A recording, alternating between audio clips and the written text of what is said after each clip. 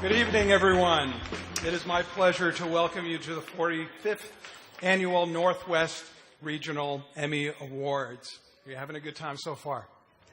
All right, good. It's going to be a fun night. My name is John Sharifi, and I'm the president of the Northwest NATAS.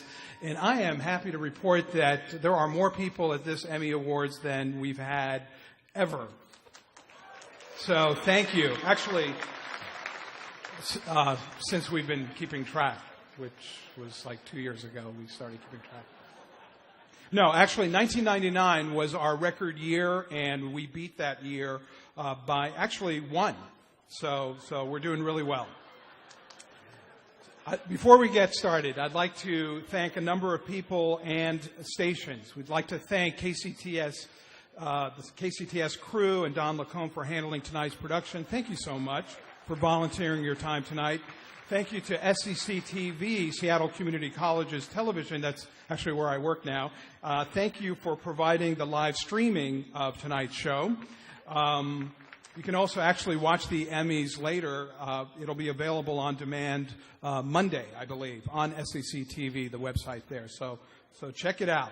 Want to thank Walter Farley from Cairo Television and fellow board member for overseeing tonight's production. And of course, I think everyone knows by now that Chris Cashman is the producer, and his father, Pat, is the host of tonight's Emmy Awards. And Pat tells me that he is absolutely delighted to be back here on this stage. You know, he's taken a couple of years off from emceeing the Emmy Awards, and he is absolutely delighted to be here, and we're thrilled to have him as well.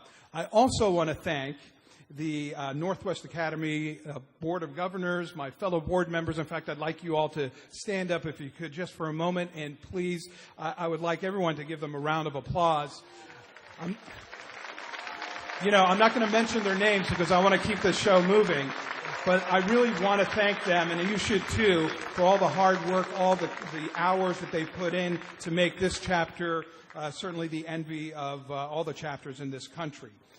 And I have to thank Diane Bevins, our NATAS administrator, who I think most of you know. All of this is possible because of Diane. She's just amazing. We really couldn't do it without you, Diane. I don't know where you are right now. Are you there? Are you there? There you are. Say hi to Diane later. So tonight is the night, of course, we've all been waiting for. It is the night the Northwest chapter of the National Academy of Television Arts and Sciences recognizes excellence in television with the Emmy Award. Tonight you'll see excerpts of stories that we hope inspire you and make you feel proud. Proud of your colleagues, proud of your station and our industry. You are among the best in the business, and tonight we're thrilled to recognize the work you've produced. Thank you for joining us, and enjoy the show.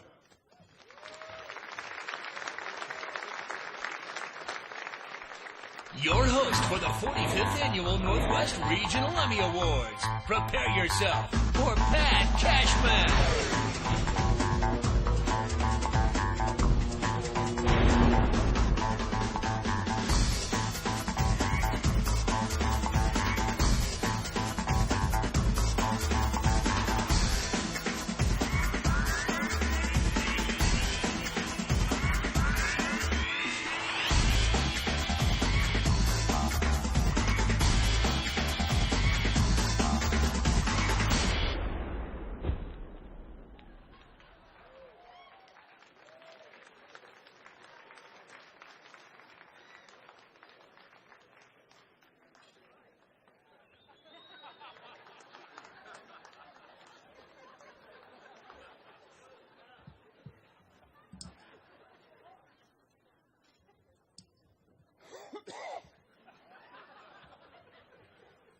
I just took it up.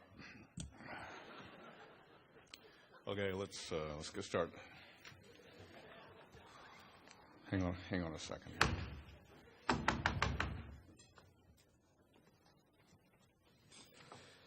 Okay, the first category tonight is Hey. Hang on. Sorry. What are you doing? first category. What's... What is with the tracksuit?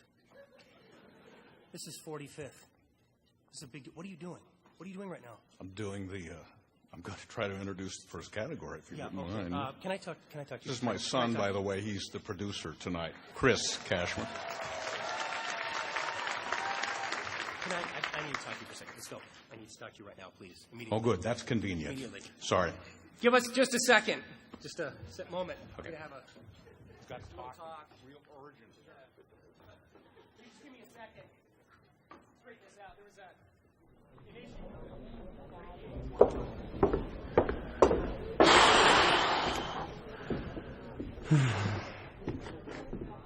Hey, buddy. How you doing? What happened out there just now? You interrupted me? Yeah, because you launched into the first category. There was no opening number. What was that? What happened to the opening act? The opening thing. Yeah, I canceled that. I decided let's just get right on with the awards. That's the only reason people are here. I mean, they paid $1,500 plate, and that was just for the plate, by the way. So they don't care about this other stuff. They just want their hardware, and they want to get out of here. That's what I'm giving them. So that's it then. Great. All right. Fine. Fine. Pat. Hey, John. John Sharifi, man. John, you're a people helper. You're a people helper. Yeah, I'm here to help. Yeah. Hey, that was a really hilarious speech you gave out there a moment ago. Nice job. You were funny. Yeah, I didn't tell any jokes, Pat. I think you're undervaluing what you did out there. You're a funny man, John Sharifi, the people helper. Is everything okay, Pat? Yeah. What? Why wouldn't it? Well, be okay? it just seems like everything came to a screeching halt when we were trying to get the show going. If you're talking about doing a big open like what's his name wanted me to do, I do not think that is necessary. That is so pedestrian, been done a million times.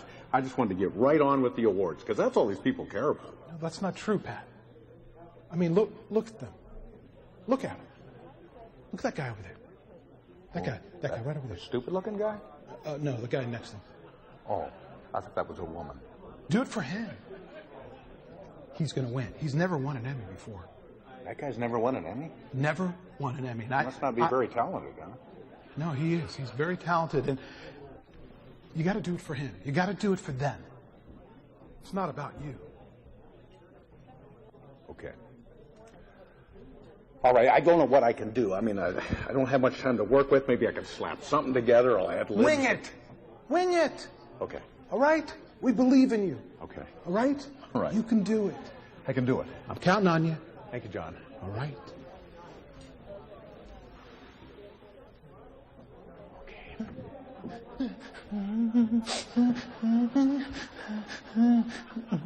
Chris? Son? Yeah. Oh, hey, what's up? What's up? Hey, buddy, I just wanted to tell you that I was wrong, okay? No, And I'm really sorry. it's no big deal. No, it is a big deal. And we're gonna put something together right now, okay? Something big. What you want. An opening act? Yeah. All I need you to do is play track 3 from this, okay? Yeah. Okay, track 3. Okay. I got to get some people organized here. Track 3. Okay? Yeah. Okay. An opening act. Yeah. Get some people together. Okay. I can play track 3. I can do that. Track 3. Here we go.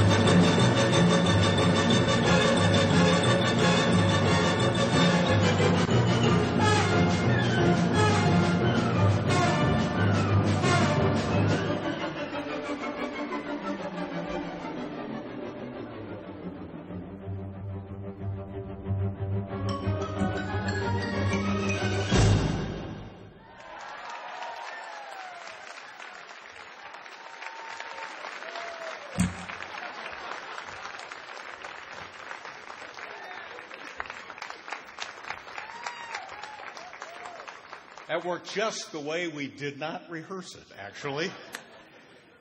But there, we've started, haven't we now? And it's great to be here, and I am tickled to be here to get to do this again in front of this august gathering of people who have some of the jobs that I used to have. I hope you're enjoying your meal. It's a special menu tonight. We have prepared the Kiko Fajettas for you, the herb-crusted Wise Bomb, the pasta Theranzon, and for dessert tonight, the almond Liz Roca. That's a cheesecake. Later, we're having a raffle for a brand new Golston Dart. It's a hybrid. Yeah, it's going to be really nice. And for the first time tonight, we are streaming. We've streamed before, but we have a webcam capability this year, so we will try to check in with people during the night to see what they think of what they're watching this evening. We'll try that a little later. If you got here earlier, you noticed out in the lobby the estimable Richard Peterson at the keyboard. A good friend. And I would be remiss if I didn't mention that Richard's 60th birthday is coming up. It's Saturday, August 23rd at 8 p.m. Make a date of it. Mercer Island VFW Hall. Yeah, we were able to secure the VFW Hall. I will tell you in advance that our PowerPoint this evening turned out to be more point than power tonight, I'm afraid. And we do have a problem, so you will not see, I'm sorry to say, all of the nominees in all of the categories up on the big screens tonight. But you can certainly follow along in your program, and no one will be the wiser. Now, to help us hand out some of these wonderful pieces of hardware tonight, I'd like to introduce you to a quartet of bevies here, or I guess a bevy is actually a group. The first one is Miss Washington, USA. Here's Michelle Font. Michelle Font, ladies and gentlemen. From the Helvetica family. Miss Teen, Washington, USA, Mandy Schendel. There's Mandy. Miss Idaho, USA, Tracy Brown is here.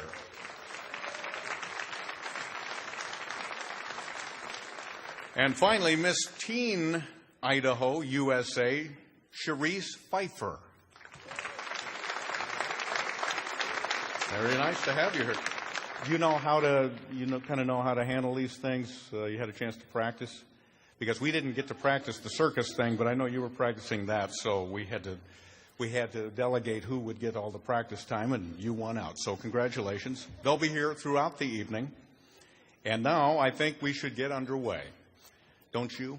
Our first category tonight is Spot News. Now, as many of you know, this is traditionally always the first category in the Emmys, the thing we call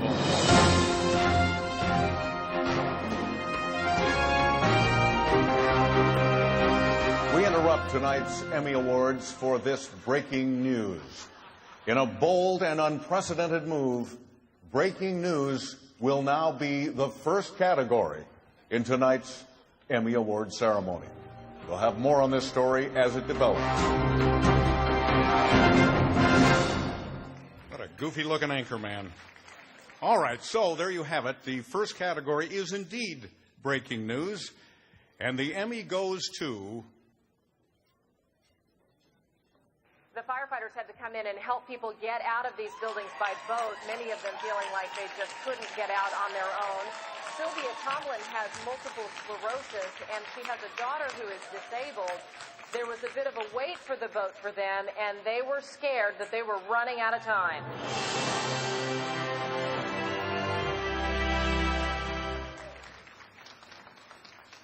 Come on up here. Yeah, I didn't really go over that. You can come up here and say a few words.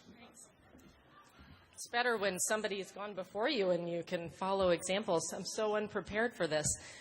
Wow, I wish that Neil Ikeda was here with me tonight to accept this, because the desk called us and told us to get to this flooding, and we couldn't get there. All the roads were closed, but Neil figured out some way around. And then it was 2 in the afternoon, and we had live shots at 4, 5, 6, and 6:30, and Neil cranked out all the video and cut packages and just made it all come together and never complained, and cut packages from stuff we'd already shot. So I wish he was here so I could just gush about how much I love working with that guy. Thank you.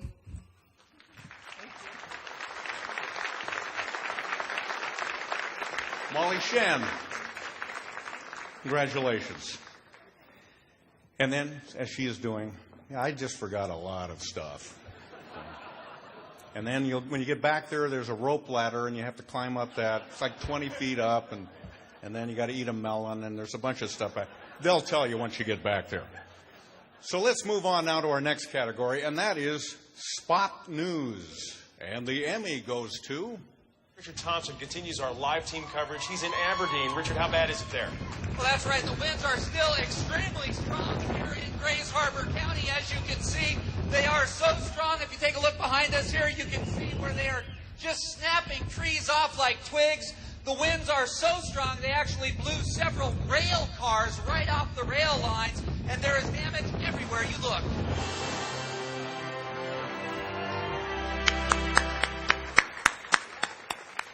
Richard and Jay are just one thing that we never worry about in the Cairo newsroom is what's going on in the South Sound, because those two are just a dynamic team, and they do terrific work. So on behalf of Richard and Jay.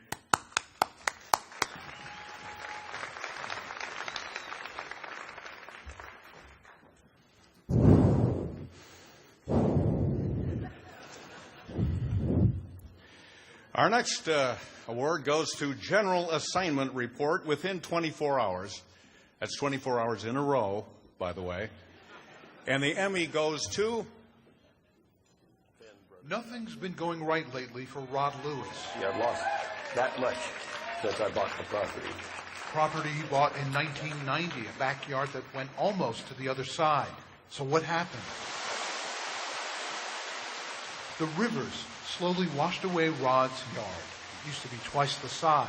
Not much left.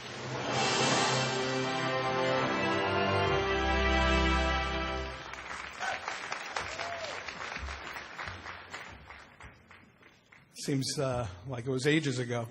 I really do miss telling stories, and I especially miss working with the talented partners I worked with for so many years, the photographers and editors especially. And yeah. My hat's off to Brad Baker, who just is such an incredible talent. And he's not here. But thank you, Brad. And thank you.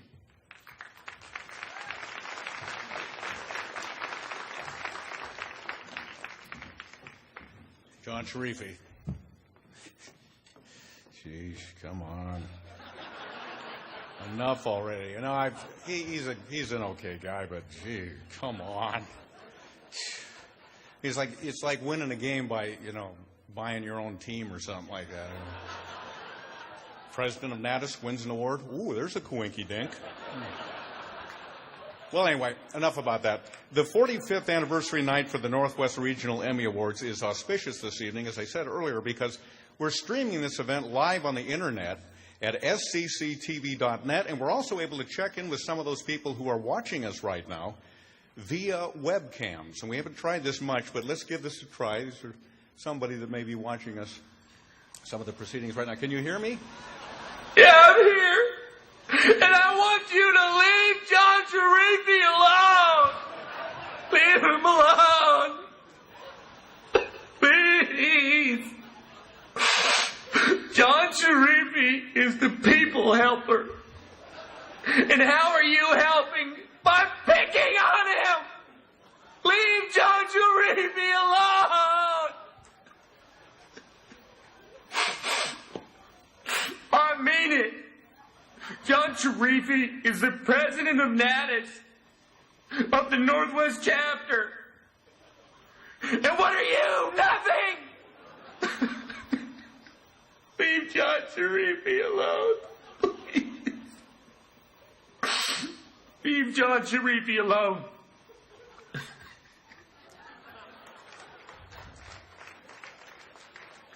Okay, it looks like our internet thing is working just fine tonight, so let's move on to our next category. team coverage. This is not a sports category, by the way. And the Emmy goes to... Film 4's Molly Shen is live with the exclusive pictures. Molly? Dan, there's a real eerie feel out here now. It's so quiet and dark after a day of, as you said, of remarkable images. Incredible as we watch the water just come up over these cars, and amazing to see firefighters rescue dozens of people from these buildings, many of them by boat.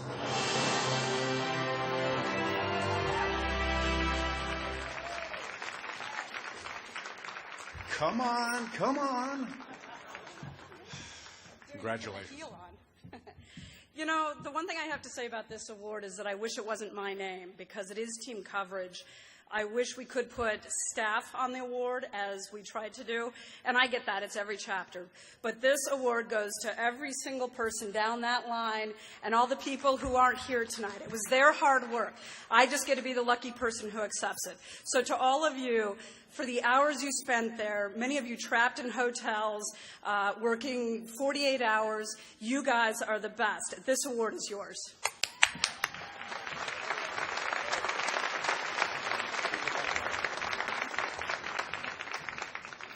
Try one of your tricks.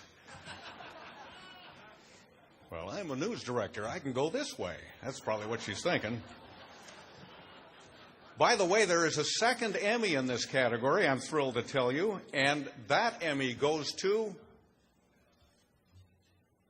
Crushed at the coast and pounded in Portland. Hurricane-force winds hammered the Northwest, twisting and tearing down signs and blowing out the power, leaving tens of thousands of people in the dark. In the metro area, rain, and more rain swamped streets. This was, again, another event that really tested the whole newsroom, and we got a lot of the folks that helped out with that coverage. It was really a tough couple of days, and we did some great work, and I'm really proud of everybody who's here and everybody who couldn't be here to accept this award.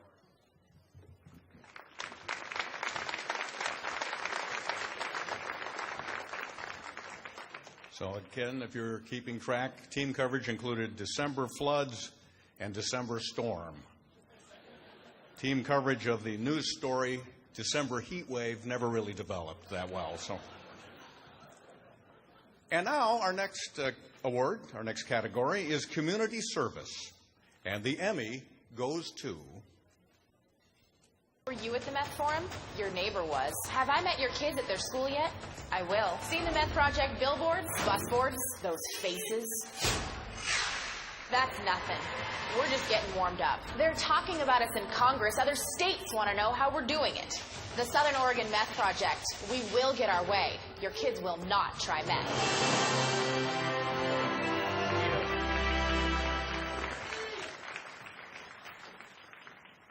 I want to talk to you later. We are so proud of the Southern Oregon Meth Project at KLBI in Medford. We just did some research. 8 out of 10 of the folks in Southern Oregon know about the Southern Oregon Meth Project, and we just love it. 80%, I'll take that any time. The purpose of the Southern Oregon Meth Project is to stop the first-time meth user from ever trying it. And we have Christina Anderson out in many, many high schools, and I think the message is definitely getting through. Thank you very much to Bob Wise, our Vice President and General Manager, who kicked this thing off for us, and Patsy, our President and owner, for letting him do it. Anyway, it's a true honor. Thank you.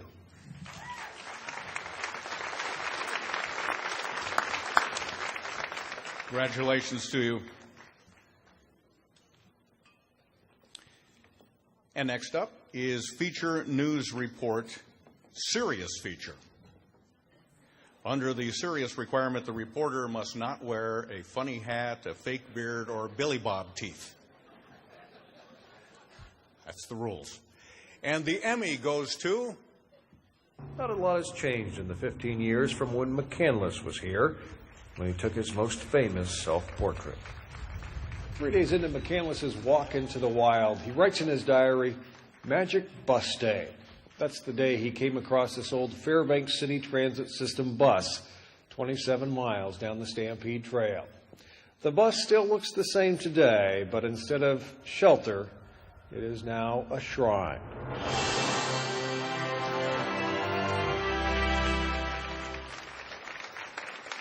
Bus in the wind. Unfortunately, the people were coming here by bus, and oh, there you are. Well, it wasn't much of a joke anyway, so I don't mind seeing you here. Actually, I think that was supposed to be Bus in the Wild, and gosh, I was hoping that maybe I wouldn't win just because I wouldn't have to stand up here. But I'm Scott from Anchorage, and it's an honor for me to be here. And thank you very much. And I accept this on behalf of Jason, who's one of our main anchors there at KTUU.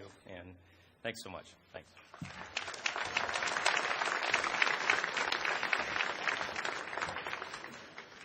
That's very cool. You got to go that way. Sorry. Just got in from Anchorage. You didn't hear the first part. Okay, so now we move to feature news report, light feature. And the Emmy goes to... They're the kind of people that actually like having surprises around every single... Eric, I've already talked to you about said etiquette. I'm trying to work. I'm almost done, all right? I'm trying to work. I'm trying to work here. They're the kind of... I'm working here, too.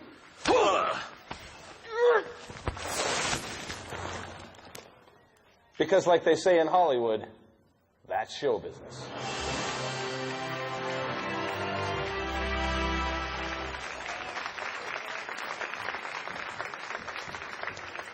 Craig Newcomb, one of our other shooters, shot part of this. Most of it was shot by Katie Johnson here, who did a great job. Darren Tegman, my favorite editor in the world. But I want to tell you a quick story. The head of the stunt school, I haven't told Katie this, he pulled me aside. He was concerned because of this stunt school. Students were overdoing it a little too much because they thought Katie was cute. He was worried for their health. So anyway, thank you very much to these guys. This is really exciting. This is my first nomination ever, and so it's amazing. Normally I can never shut up, but I can't even think of anything to say right now except thank you. Really, this is amazing, and thanks Eric and thanks Darren for making everything look so great, and thank you all very much. I just want to say thank you, and really appreciate this, and thank you to Katie and Eric, and it was really fun to work on, and thank you.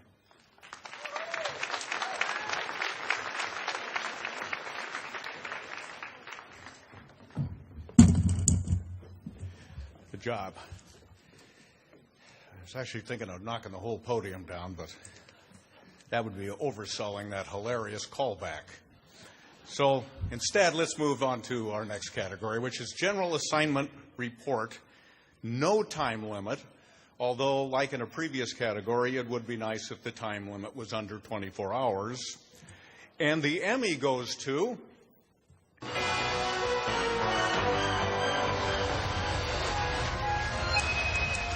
This is where the mystery surrounding Daryl Kemp begins and ends. This remote stretch of road on a rocky beach in rural Pacific County. 3 weeks ago, his car ran off the road, flipped, and landed on its roof. Investigators never found a body. Kemp just vanished, and his disappearance unleashed a tide of trouble. Thank you. Thank you. It's really great to work at a station that gives us the time, the vision, the wherewithal, and the faith in the fact that we can do it. And that's really what this is all about. That and my great photographer, Jim Resch, and as you all know, our wonderful photographer or editor, Trino. So thank you very much. It's great.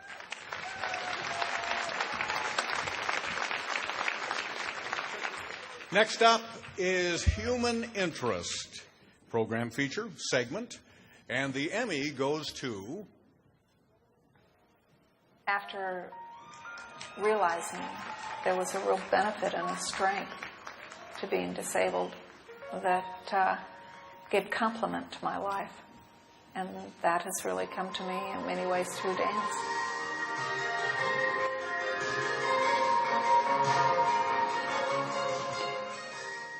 I had given up dancing after I became disabled. I was convinced I can't dance because I can't stand.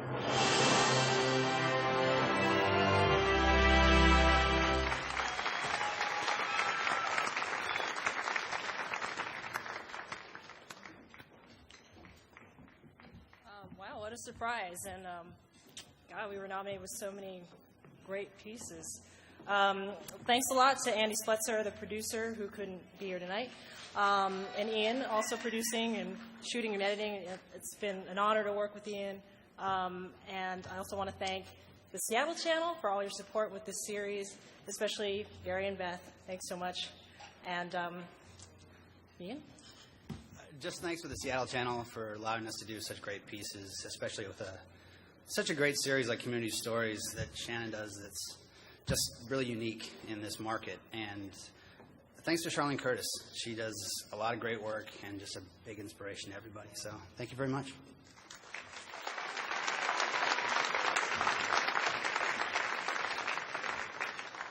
Congratulations to you. Seattle Channel. Is the Seattle Channel a government channel? I don't know for sure. Is it? I'm just wondering why those people took their time getting up here, that's all. I kid. I kid. Next category is children, youth, 12 and under, program special, 12 and under, because let's face it, once you turn 13, you just ain't that cute anymore. And the Emmy goes to... They have another adaptation that helps them to see each side and behind them. Owls have very flexible necks. This lets them turn their heads almost in a full circle. Wouldn't it be freaky if you were able to turn your head almost all the way around?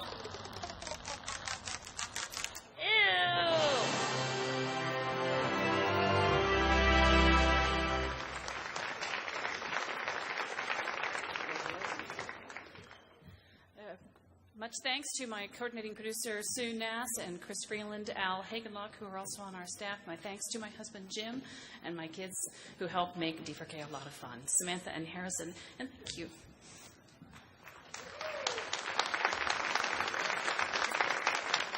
Congrats to you. Nicely done. And congrats, for that matter, to Idaho Public Television. And happily, we'll be honoring a central figure in that fine organization, Peter Morrell, coming up shortly. I've also spotted JP is in the house tonight with Gertrude. Chris and Bob are here. And Kathy Gertson is here tonight as well. We'll see you a little later. And Aaron Brown is in the house tonight as well. We'll meet them all later. Our next category is ARTS. That is Arts Entertainment Program Feature Segment. And that Emmy goes to... Gift. My mom gave me an acetylene torch setup. I promptly moved to the Portland area, moved up here with my torch, began, working in the restaurant business because I had a degree in studio art. And I started watching the cans go out the back door, and I thought, that ties in with what I had done in college. I had used a lot of reclaimed materials to make assemblage sculptures.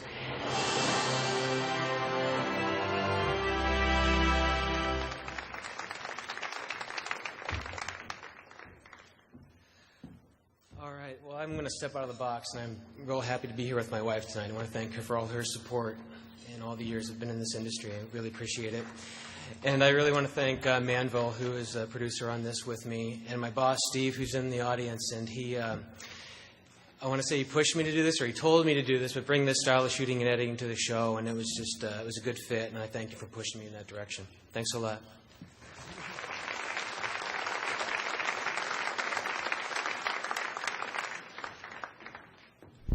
Coach, tonight is the 45th Annual Northwest Emmy Awards. Do you have any thoughts about that? Yeah, I got something I'd like to say.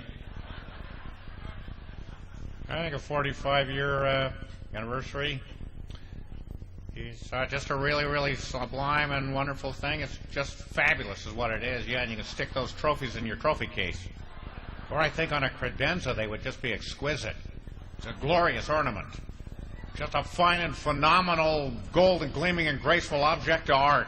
And the nominees who receive these awards or are nominated for them, they're people that know how to get the job done. I mean, they go out there and they compete and they take pride in what they do out there. They work hard and they go out and win. Gee, that must be nice.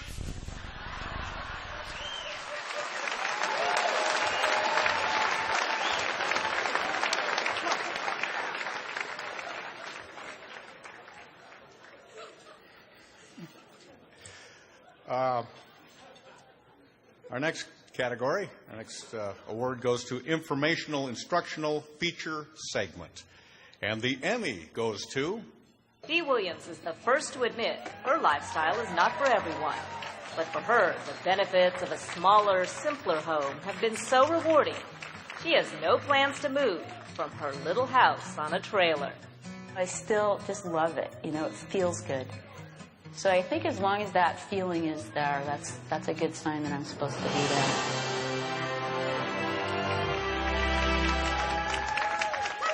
I got no one to thank but Seattle Magazine. I'd like to thank all the Seattle Times and Seattle PI for letting us rip off all their stories that they started off doing. We make them into TV stories. Thank you, because this is one of those times.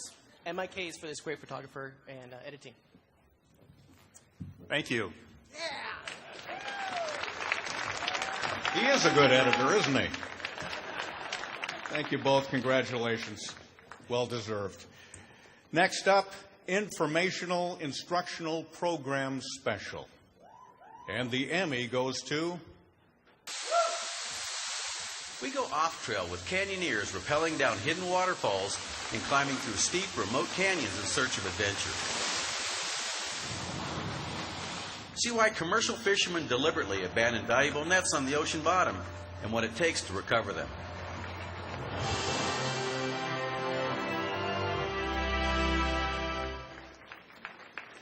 Well, congratulations. Hallelujah. Amen. Steve Amen was the executive producer. May not be in the house tonight or stunned into disbelief, but at any rate, we're going to make sure that gets to you, Stephen. Congratulations on that award.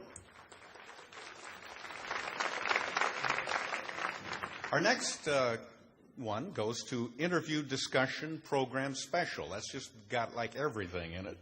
Interview Discussion Program Special. And the Emmy goes to... This is King 5 News, Up Front with Robert Mack. This was the picture that turned up the heat on Seattle police this week. Another allegation of an officer using unnecessary force. This time, the man making the claim has no criminal record, and making it all that more bizarre, it began with a case of... Well, I just want to say, as editor of Upfront, it's been a real privilege to work with Robert Mack and, of course, our producer, Mike Cate.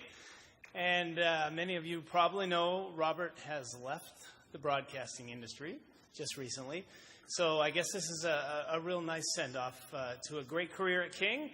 And again, thanks to him and Mike, and also to the management team, Mark Ginther and Pat Costello, for supporting the show so much. We really have a great time doing that show. So thanks very much.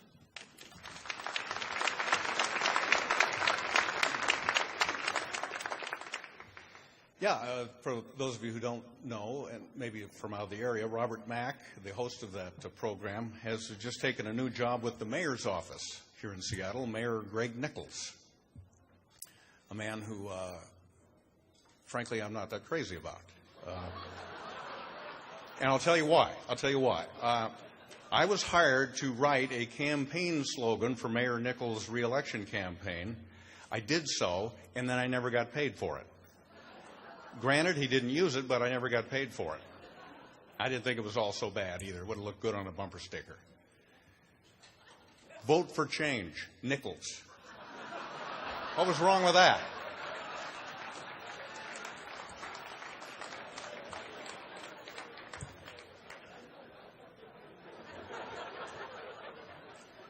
Next, we go to Public Current Community Affairs Feature Segment, another polysyllabic category. And the Emmy goes to... You got an air conditioner, right? Air conditioner, y'all. You would think it was Antarctic in here. You know?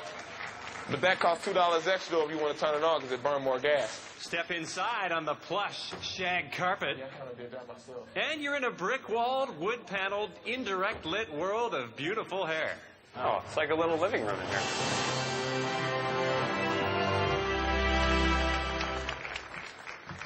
Hey, thanks, Michael King, fun to work with. I'd like to thank my wife, Liv, and Mark Erskine for hiring me, and thanks.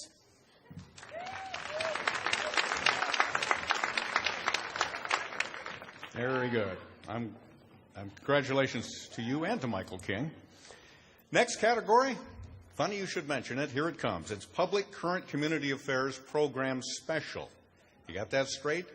And the Emmy goes to... Thank you for joining us for what can only be called an astounding story of overwhelming despair and hope. I'm Pete Ferryman, just outside of Managua, Nicaragua, and this is hell, otherwise known as La Chureca, or the dump.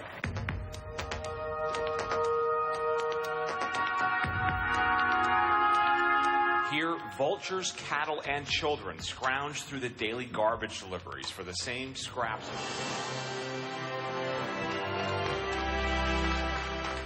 Thank you very much. A lot of people to thank. First and foremost, Patrick McCreary, our news director, who did not hesitate when we asked him to go to Nicaragua to cover this story of children living in a landfill. And in today's world of TV news, that is extraordinary. Secondly, Corey Hansen for her great proofreading and help with our story. My wife, Robin Ferryman, who was just an inspiration and a tremendous help. And Mike Heinrich, who really deserves the lion's share of this award for his wonderful work as a photographer and an editor.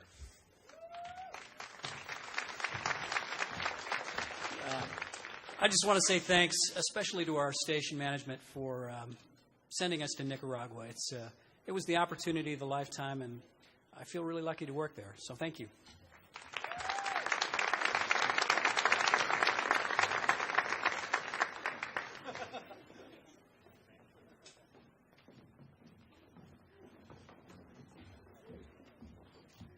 Hello. My name is Eric Riddle. I'm a producer at Evening Magazine. I'm also the chair of the Silver Circle. So thanks for being here tonight. The Silver Circle is voted upon by members of NATAS and previous Silver Circle members, and I'm really happy about the 4 people we're inducting tonight. They were all all-stars, and the Silver Circle is the Hall of Fame of local broadcasting, so I'm very pleased, including our first inductee tonight from Boise, Idaho, Peter Morrill.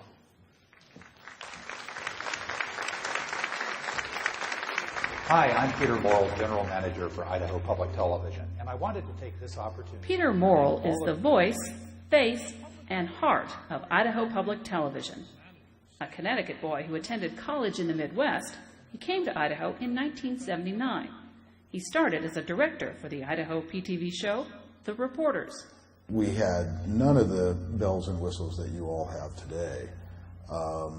But somehow, some way, Peter, just because he was always creative, was willing to work 8 hours to create, a 30-second piece of videotape, was able to make the program always look better than we had any right to expect. Thank you just for coming. Peter's creativity enhanced a wide variety of programs, from Big Bird and the Boise Philharmonic to a 1-hour documentary shot in Russia at the height of the Cold War. In 1983, Peter and Fish and Game colleague Royce Williams decided to produce something new. This is Outdoor Idaho. That's not as easy as it sounds. The show kind of evolved. There were a lot of biologists at Fish and Game who were doing fantastic research, and they were exploding a lot of old theories about wildlife. So we decided we would cover some of these stories. After 25 years, Outdoor Idaho remains Idaho Public Television's flagship program. In 1986, Peter left Idaho to work at WUFT in Gainesville, Florida, but returned in 1989 as the executive producer of special projects at Idaho PTV. He was immediately sent on the road for the station's largest production to date, 13 one-hour programs to celebrate Idaho's centennial, proceeding on a history of Idaho. Eventually, Peter became assistant general manager, and then in 1996, took the station's top job.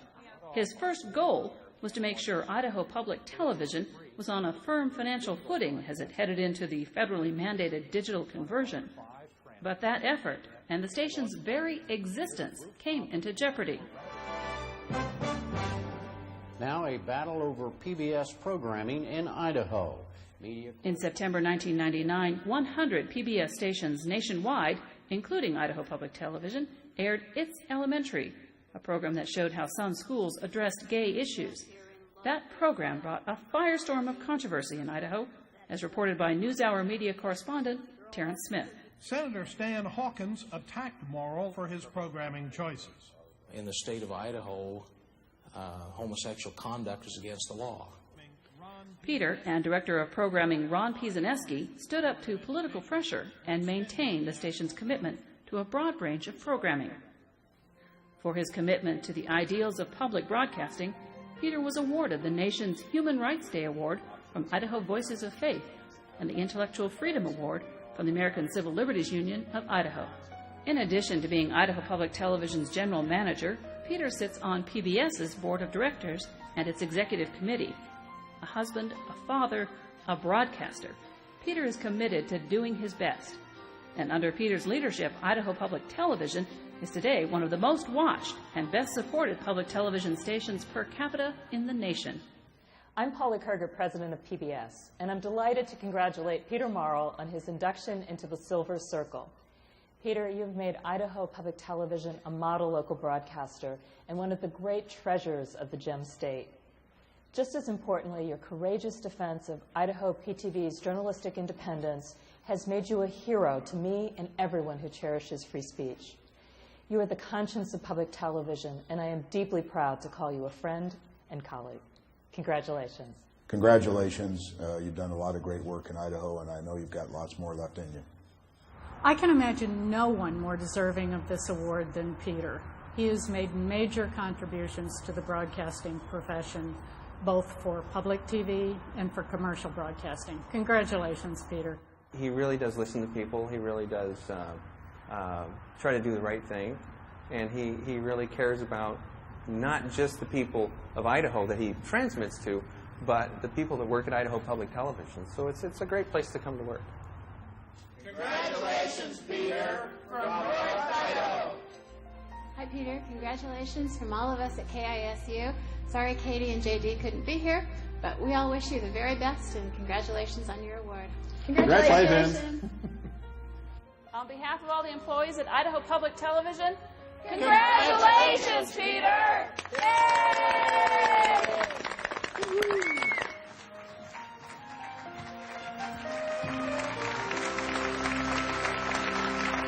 Ladies and gentlemen, our first inductee tonight, Peter Morrill.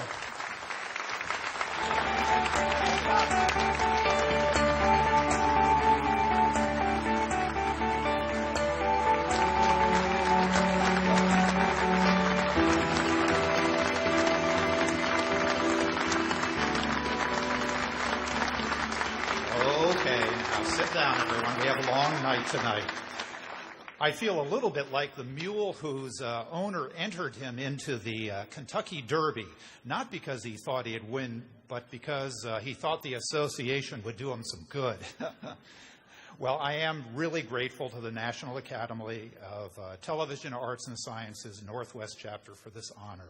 For a person who started off creating television programs and who still considers it to be the reason he goes to work every day, I'm deeply honored. I'd like to acknowledge two other Idahoans who have received this award, Marty Holtman of KBCI TV Boise, and Bob Kruger, general manager who built KTVB TV Boise into a powerhouse, and who, in his spare time, also helped establish my organization, Idaho Public Television, in the early 1970s. But probably the biggest honor for me is to be here in this room with all of you. For you are the writers, the videographers, the editors, the newscasters, producers, and technicians who are chronicling the deeds of our generation. Every day, each one of you are attempting to tell a story worth telling, trying to do the right thing. Doing the right thing has never been easy, and in today's environment, it's certainly not getting any easier. You know, the last decade has not been kind to those in the business of telling the stories that need to be told. Consolidation, corporate buyouts, reduction of creative people have all touched everyone in this room. But there are incredible new opportunities before us. Cheaper, high-quality equipment, the web, and new media distribution avenues all were unimagined even a decade ago. They give us new ways to tell the important stories that need to be told to our viewers and users across the street and across the world. Now, I've been fortunate to work with some amazing people in my career, colleagues who want to make a difference in this world, who connect important ideas with the people that they serve. They've pushed me to be better, and they've pushed me to do the right thing. And for that, I say thank you, and to all of you for this honor. I really don't look back at my life very much. I'm too busy looking forward to the next horizon. Perhaps Charlie Brown said it best when asked what his favorite day of the week was, and he replied, tomorrow. Thank you.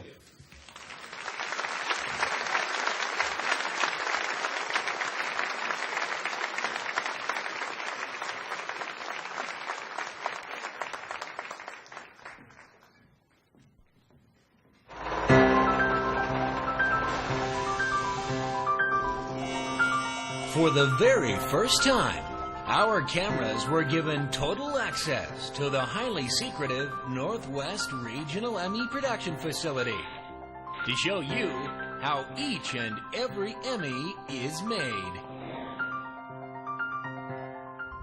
It all begins here in one of 14 Northwest Regional Emmy production facilities. Its location is kept confidential to protect its highly complex Emmy creation secrets. Unlike any other Emmy, the Northwest Regional Emmy is distinctive in its construction. It begins with a life-size model. Then a master sketch artist creates a rendering. Google Images is sometimes used too for comparison purposes. The first step in fabricating the Emmy mold is one of the most dangerous. A secretive and highly toxic combination of chemicals is used to create the Emmy's wings. The hazardous compound is delicately poured into a rotocaster. This gyrating motion keeps the volatile chemicals from settling. If they do, it would create an explosion devastating 10 square miles, like it did in 1966. Nearly 100 gallons of deadly toxic chemicals and acids are used for each Northwest Regional Emmy. And all of it must be delicately disposed of immediately after use. Next, a torso is created, 10 times human size. After the design is thoroughly inspected, it's put through the grinder and discarded, here, in the Northwest Regional Emmy's very own landfill. A scale model of the Emmy is crafted from platinum, and until the final paint and seal, it's extremely poisonous to the touch, in part because of its NATAS-produced uranium core. Skilled craftsmen from the work release program handle each and every Emmy as it gets ever closer to your mantle. That gorgeous gold plating? You'll be happy to know it is indeed gold. Purchased direct from a controversial and yet extremely affordable gold mine in Uganda. That's some old-growth timber, spawning new life thanks to the Emmys. The Northwest Regional Emmy seized nearly 30,000 acres of old-growth forest, which it uses to make the containers that the Emmys are shipped in.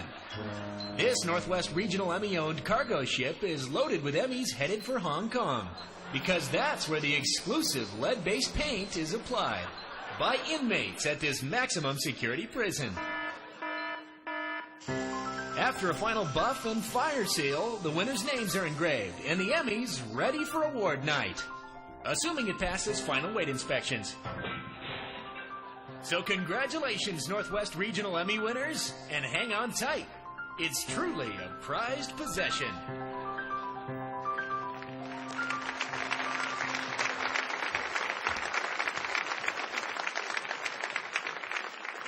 And on we go, everybody. Documentary, cultural, historical. And the Emmy goes to... Decades ago, in a place we've never been, at a time we weren't even alive yet. And there we are, transported back into his head, looking through his eyes at a woman he loves. And we get to feel that. His pictures of Karis are probably the most intimate pictures he took in his life.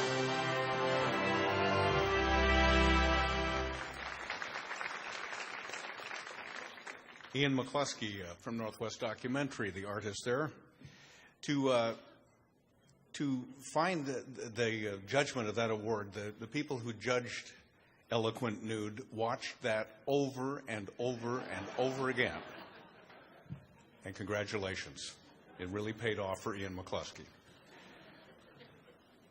Let's move on now to documentary topical. And the Emmy goes to... Rachel Corrie is one of the international protesters in the area. She's been living in the house of Dr. Nasrallah and his family since leaving her home in Olympia, Washington 7 weeks earlier. And now she is rushing to position herself between the bulldozer and the house. Who is Rachel Corrie?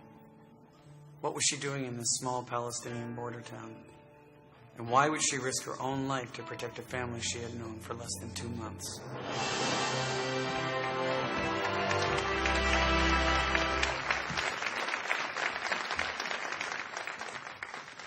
So KBTC is a really small PBS station, and it's been on since I think the late 60s, and this is its first Emmy Award, so I'm very proud of that. And I want to thank the Corrie family for trusting that we were going to tell this story in a respectful way.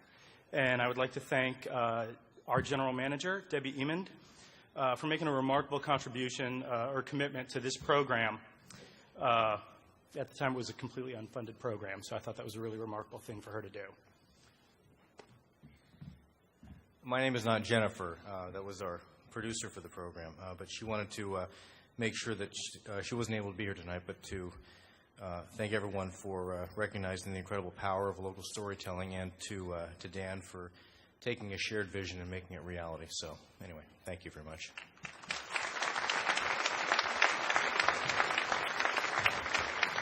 Congratulations. A small PBS station, but a great one, obviously.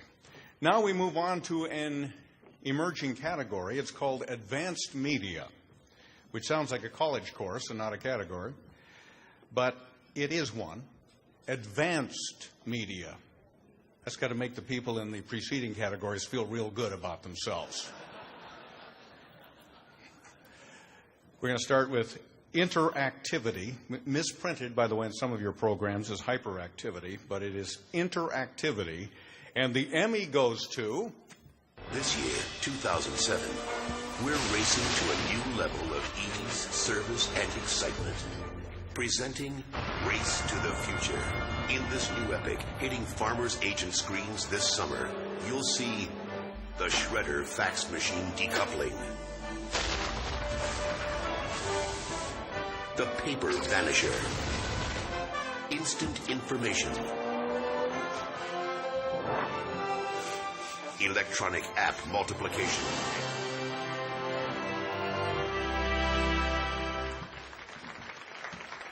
Thank you. That was a lot of fun to make. I'd like to thank my wife who's here tonight, and also my 4 sons who inspire me, and also our executives at Farmers. We're not a normal organization.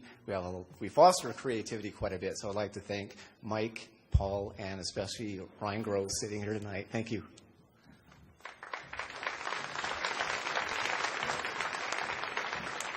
And I would urge Mr. Allar not to go far, because there's a second award in the Advanced Media category, and that Emmy goes to...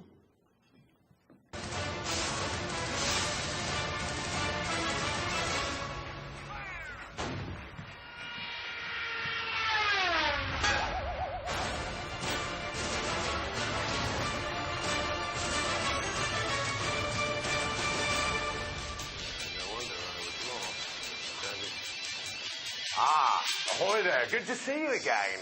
I suppose you want to get started unlocking the treasures of LiveNet, are ye? Yeah, of course you are. Like I said, ditto what I just said. Thank you. We're having a ball. Thank you. Congratulations to you. Well done. Our next award goes to the category of news programming, and the Emmy goes to...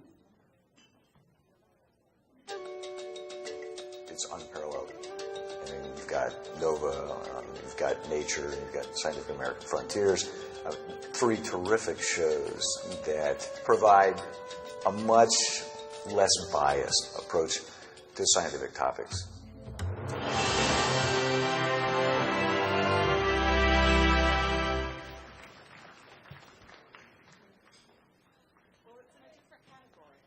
Yeah, it is a different category.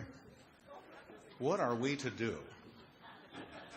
I guess we'll just have to dispense with the award. I'm sorry you came all the way up here. And all the way from Alaska. Yes, that's a pity. And well, what was the... because of a clerical error, too. Yes. Well, and I see that the... Don't, I won't say that. Yes, go ahead. Yes. Well, thank you very we want much. You to have it. We appreciate it.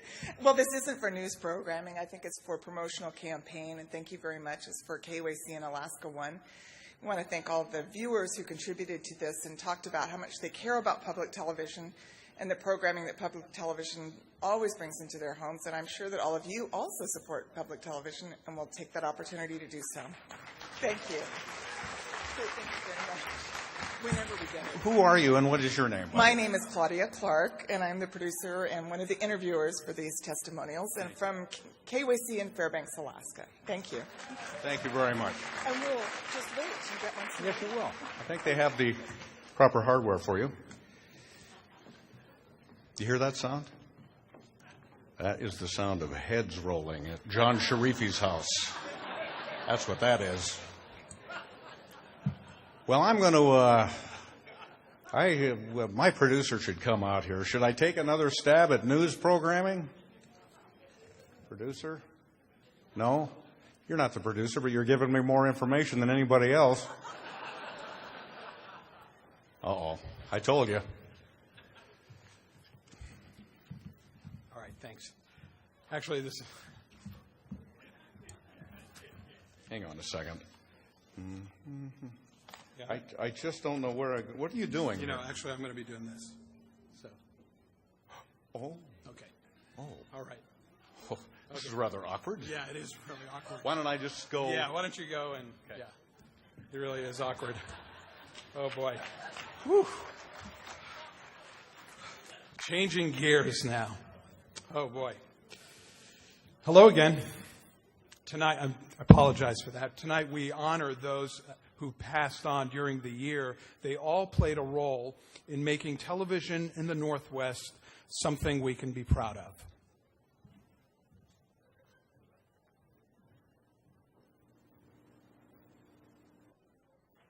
Is considered the father of Alaska broadcasting.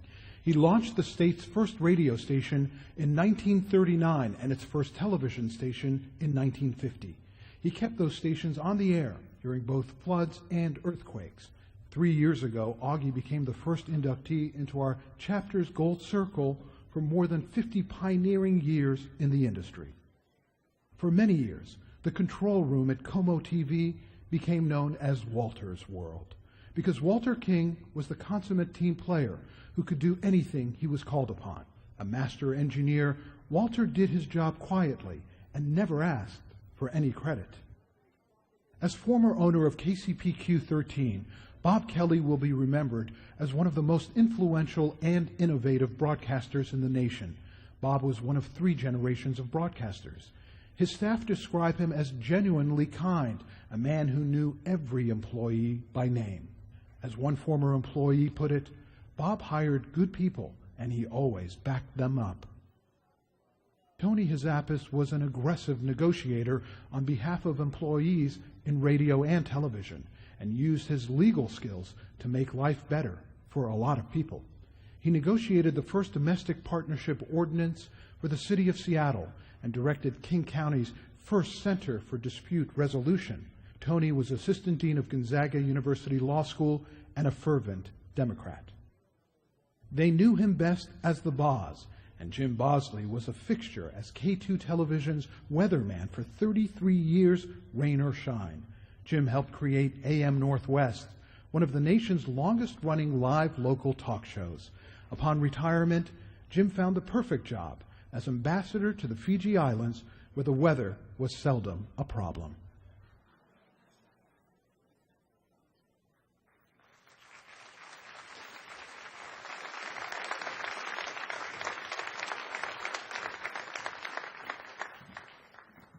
Okay, so here's the deal. the world and life is full of irony, isn't it? Because advanced media, something went wrong with advanced media. And not just one of them, a lot of them.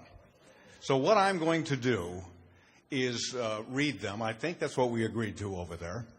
We're sorry it won't have all the razzle-dazzle production value, but these Emmys are well-deserved, and we are not exactly going to slide them out of the show just for technical reasons, because these folks deserve them. And so bear with us. I think I know where I'm going next, and it is indeed in the area of advanced media, right? Advanced media. Just nod if it's advanced media. And is it news programming? Good, okay. He's going like that. Okay, so if you're just joining us, it's news programming and advanced media, and the Emmy goes to a production called Shoveling for Dew at Fecal Fest. I was really hoping I wasn't going to have to read that out loud, but I did. Shoveling for Dew at Fecal Fest. Cairo TV, Michael Fox, Internet Videographer. Wow, thank you. This is why I chose to be a camera person and not in front of the camera, because this is terrifying. I'd like to thank Eric Lerter and Therese Weiler for opening the Cairo doors to me a couple years ago and giving me this opportunity. I'd also like to thank Todd Mokhtari and Tim Smith and the rest of the web team that puts up with me on a daily basis, which is a full-time job in and of itself. And I'd also like to thank all the people that have opened their doors to myself and my camera to let their stories be told, because without them, this wouldn't be possible. Thank you.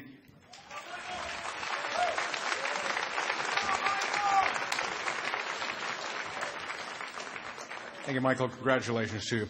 Those of you who may be joining us right now on the web, perhaps you're having a late-night snack right now. The preceding winner was Shoveling for Dew at Fecal Fest. And we're making it up as we move on to the next category, which is Arts Entertainment. And that Emmy goes to Spectrum Dance. KSTW TV, Howard Shack producer, David Fry producer, editor.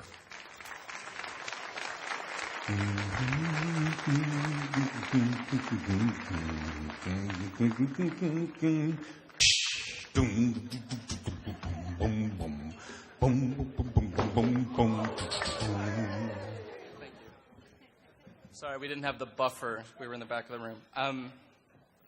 On the way out, you can pick up underground postcards, and you can go online and watch it. So we'll have those available for you. I just want to thank, I'm Howard Shack, by the way, of KSTW. This is David Fry.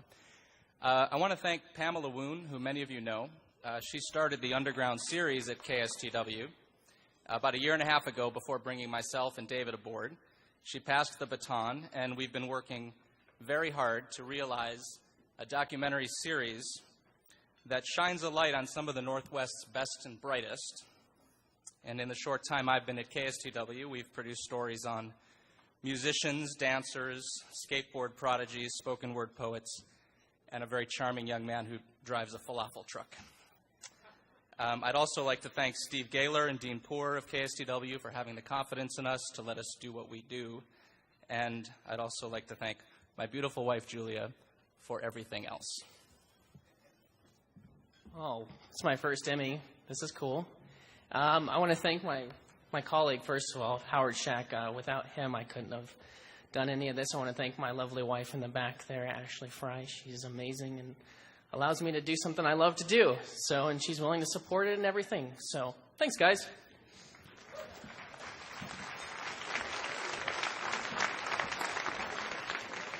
That's very cool. Thank you very much. And now we go to sporting event, Game Live. And that Emmy goes to, are you sitting down? CairoTV.com High School Football. Cairo TV, Lindsay Mather, the web designer.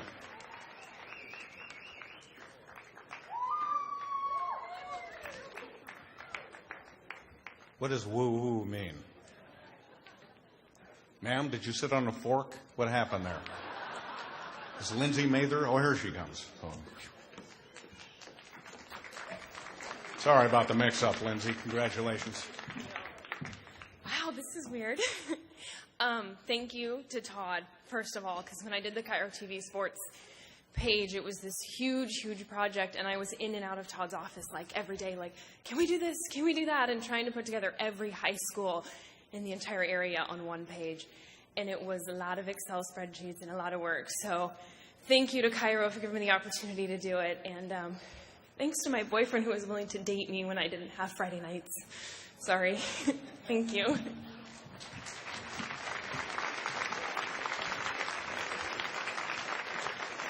Thank you, Lindsay.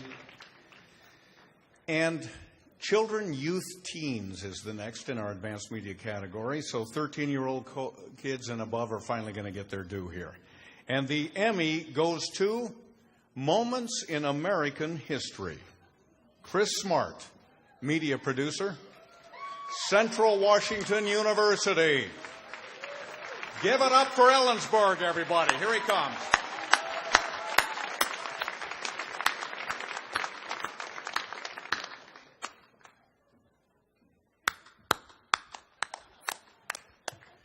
Well, this is the first for Central Washington University, and there's a lot of people I could thank, but most of all my wife, Louise, who, stand up, Louise, you know, because without her I wouldn't be here, and there's no doubt about it. Thank you very much. Very nice. I'm going to just do a little chat here because I think some interesting development may have taken place amidst a lot of interesting developments. Should I walk over there? Could you follow me? Can that guy? Okay, here I go.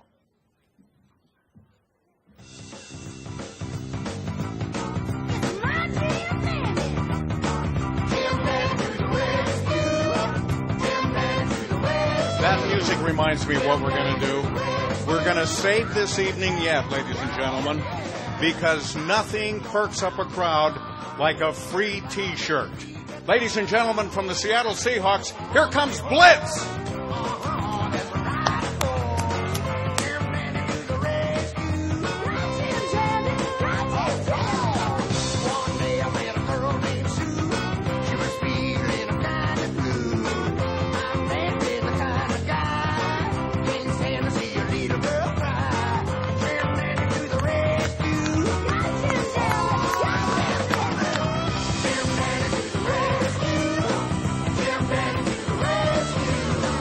Why should that work?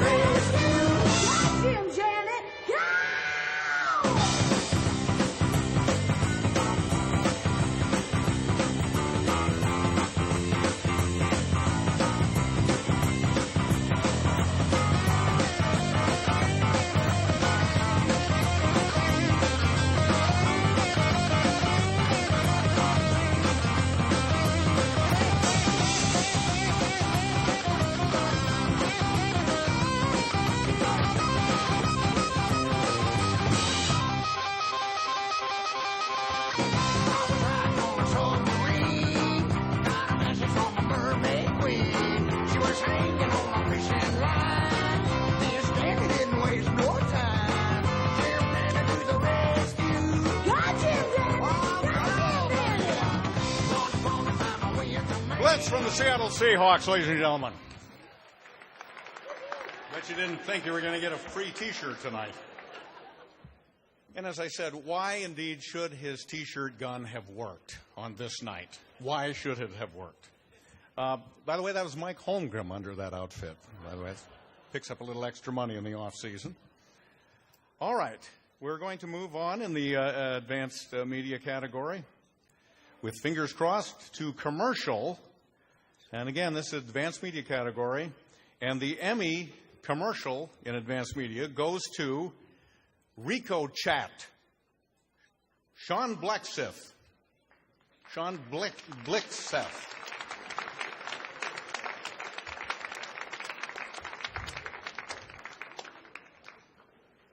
Sean Blixeth. Sean apparently saw what was going on, decided to cut out.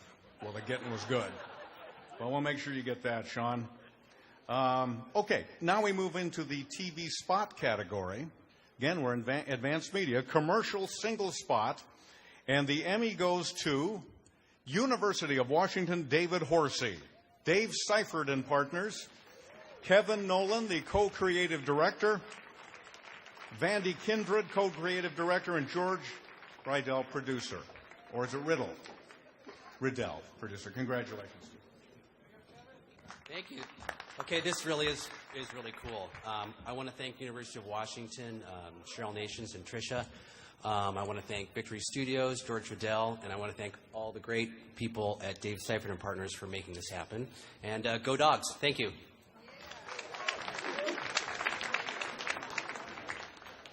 Next category, advanced media, commercial campaign. And the Emmy goes again to, you'll be interested in this, Kevin, University of Washington campaign, Dave Seifert and Partners. Kevin Nolan, co-creative director, that's Kevin. Vandy Kindred, again, co-creative director, and George Riddell, the producer. Riddell. Good thing I brought the truck. Thank you again very much. The University of Washington is an awesome institution, and I really appreciate them giving us the opportunity to do this work. I also want to thank Dr. Bonnie Dunbar for being in the commercial, George Fleming, who was a fabulous running back for the University of Washington back in the 60s, and the brilliant David Horsey for participating in these as well. Thank you very much. Appreciate it. Thank you very much. Should have brought your buddies with you tonight. Advanced media, we continue. Promotion, news promo, single spot. This is not advanced media. We're back now? Is that right? Okay, but are we ready to roll things yet? Okay, we're not. Promotion, news promo, as I was saying, single spot, and the Emmy goes to Weather Trailer. Rich Chabrais, writer-producer. Eric Holbrook, producer, editor, KBCI TV.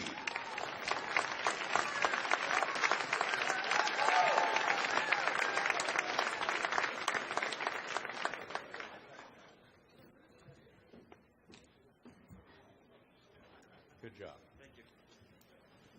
Wow, thank you so much. Being from Boise, Idaho, this is all a really big thing for me here. I just not much to say. I'd like to thank my wife Shannon and my boy Brandon and my boss Rich Brace, who can't be here tonight. He's in Portland with his family, but what an honor. Thank you so much.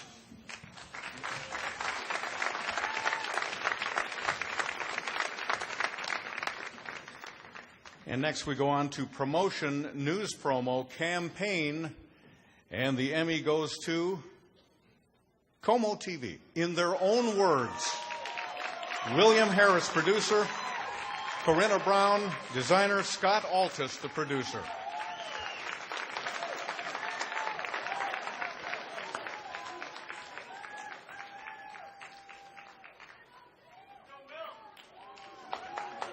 This would be William Harris. Congratulations. This is my first. I want to thank, first of all, my mom and dad for supporting me in this crazy career that took me across the country. I wanted to thank Scott, Jim, and Holly for giving us an environment that really inspires and encourages and supports creativity. I want to thank Karina for great designing. And it's especially great to win this. I want to thank Dan and Kathy for sharing their words with me. You would have seen the promo. You know, it stars them. And I want to thank you guys for always supporting me from 10 years ago when I was the new guy doing the news briefs up until now. So it's especially sweet to win this with you guys, starring in it. I actually don't know what to say, but thanks, Jim and Holly, for letting us get out of the box a little bit, and thanks, Scott, for supporting us. Thanks to Corey and Will for letting me come along for the ride, guys. Thank you so much. Appreciate it.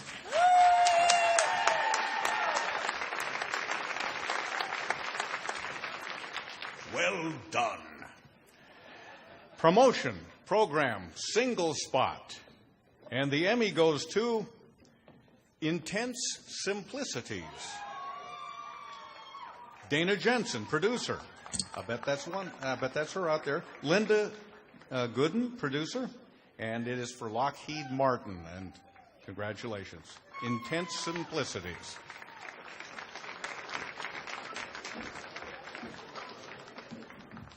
That's awesome. Thanks.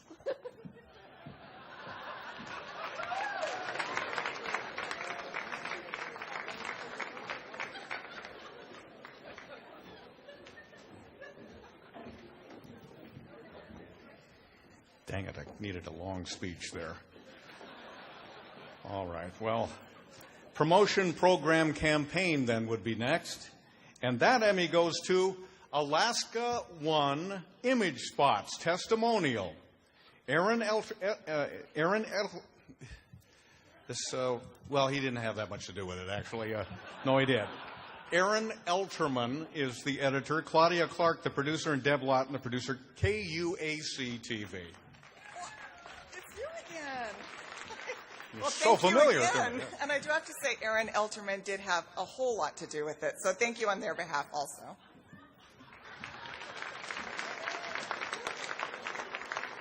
Thank you very much. And okay, we're just about to back to normal again. Community public service PSAs, we like to call them in the PSA business. Single spot, and the Emmy goes to the Washington Department of Health. No thanks, I'm with someone.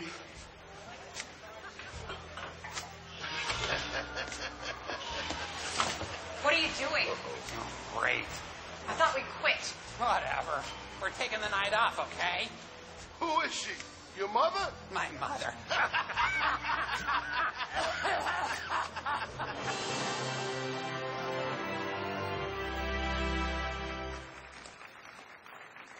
Oh, good. I was hoping you'd be here. That's really nice work. Congratulations.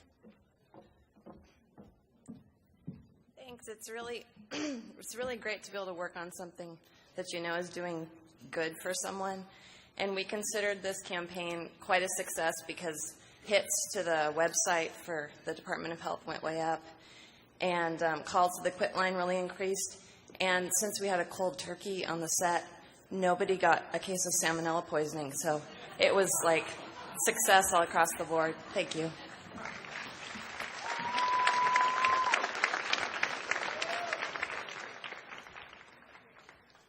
Congratulations to you. And let's see here now. Make sure I don't skip anybody. Okay, community public service PSAs again, single spot, and the Emmy goes to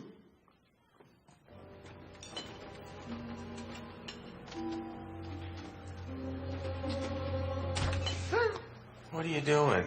Nothing. Couldn't sleep. You're smoking. I thought we quit. No, I'm not. I'm making myself a sandwich. Get it?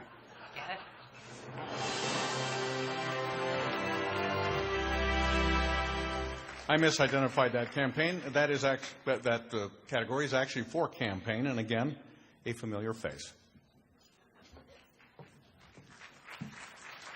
Thanks again. Thanks to the Department of Health and to Long Duty for letting us do this great work. And fortunately, we brought the Denali for all these environmentally conscious trophies that we're going to be taking home.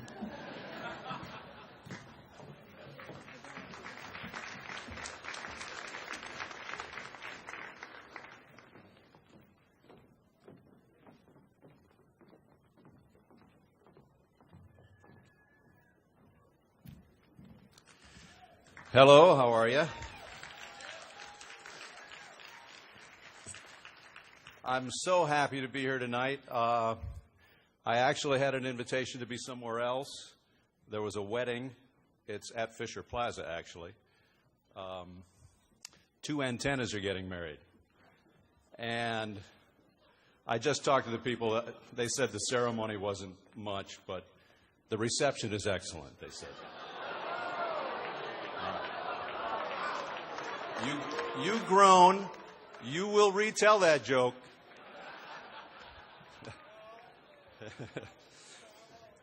Actually, I have the copy here of a press release dated April 25th, 1983. It's an announcement that had a big impact on the television station, a promotion that was one of the best moves that Como Television ever made. The press release says, Como TV News Director Lois Matheson today named Catherine L. Gertzen to the position of co-anchor for the station's Monday through Friday 5 and 6:30 p.m. newscasts.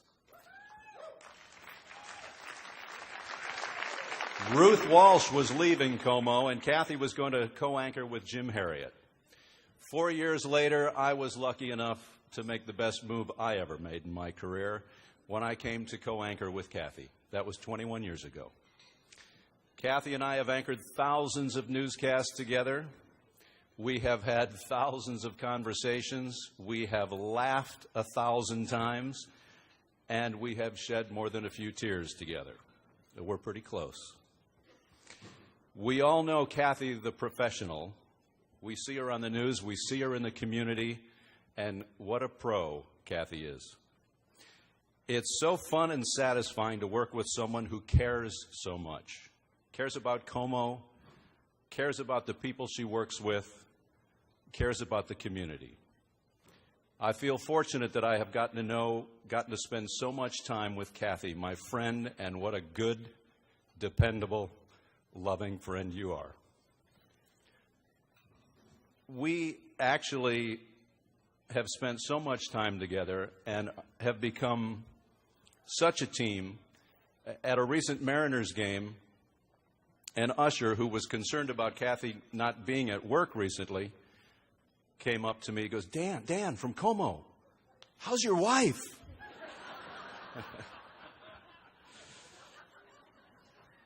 I should be so lucky. Before we honor Kathy with the Silver Circle Award, let's take a little look back. And so our big story tonight is the weather. That's the Kathy you see every night. The Kathy I've sat next to for 21 years now. Dan Lewis has spent the past few weeks looking into the... But in another year, in another century, there was another Kathy Gertzen. Hello again, Peabody here, and there's my boy Sherman anxiously waiting by the Wayback Machine. What fascinating date in history are we going back to today? The year 1977, where we'll meet the famous anchor Kathy Gertzen. Gee, swell. And the place? Pullman Sherman to Washington State University. Got it, Mr. Peabody. We've set the Wayback Machine to 1977. Yep, that's Kathy, all the way back to her college days at WSU. Here talking with the chairman of the Department of Horticulture and Land. She joined the Murrow School, and a fledgling reporter survived her trial by fire when St. Helens erupted. But have you got any idea of what the effect of all this ash is going to have on the crops? Later that year, 1980, Kathy joined KOMO 4 News. Residents here in Washington are wondering just what this conservative tide and a new senator will mean for our state. We have no income tax. Kathy became our Capitol correspondent. In '83, she joined the weekday anchor desk. In that piece, you may recognize the voice of... First with Jim Harriet. This is KOMO News. Then we teamed up. Good evening, I'm Kathy Gertzen. And I'm Dan Lewis. She held down the anchor desk and traveled the world tracking news.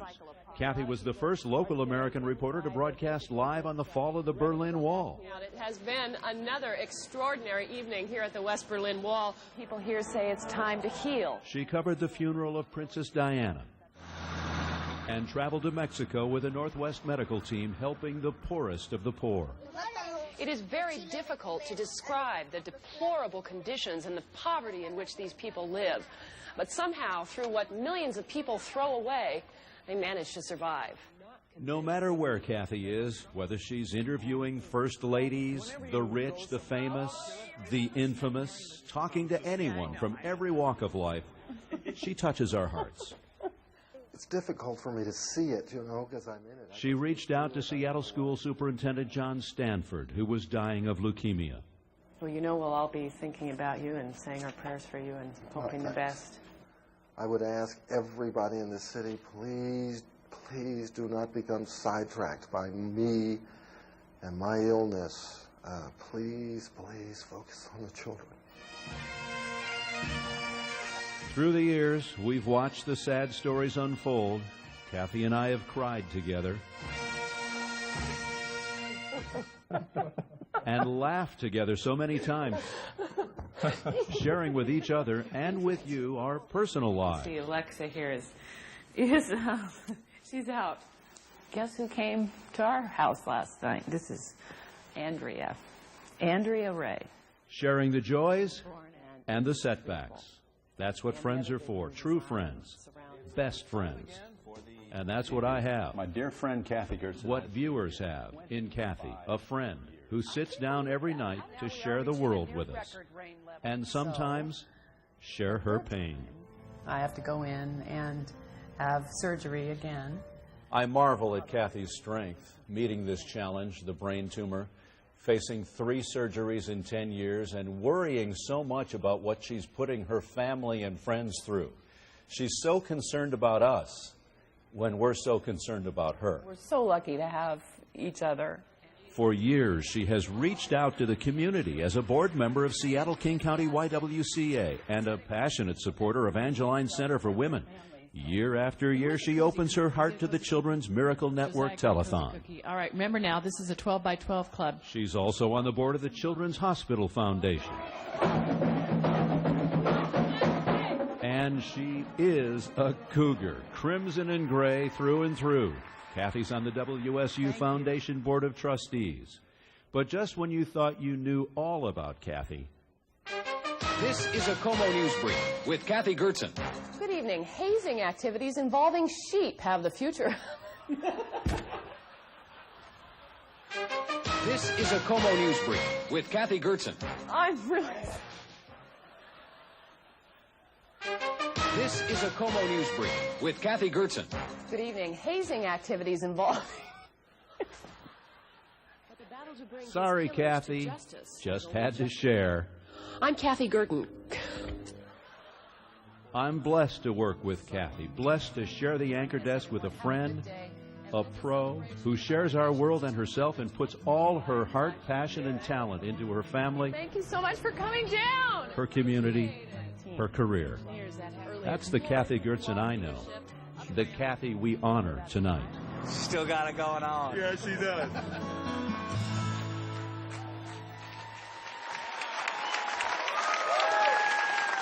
To be awarded the Silver Circle and so deserving, welcome. We're so glad you're here, Kathy Gertz.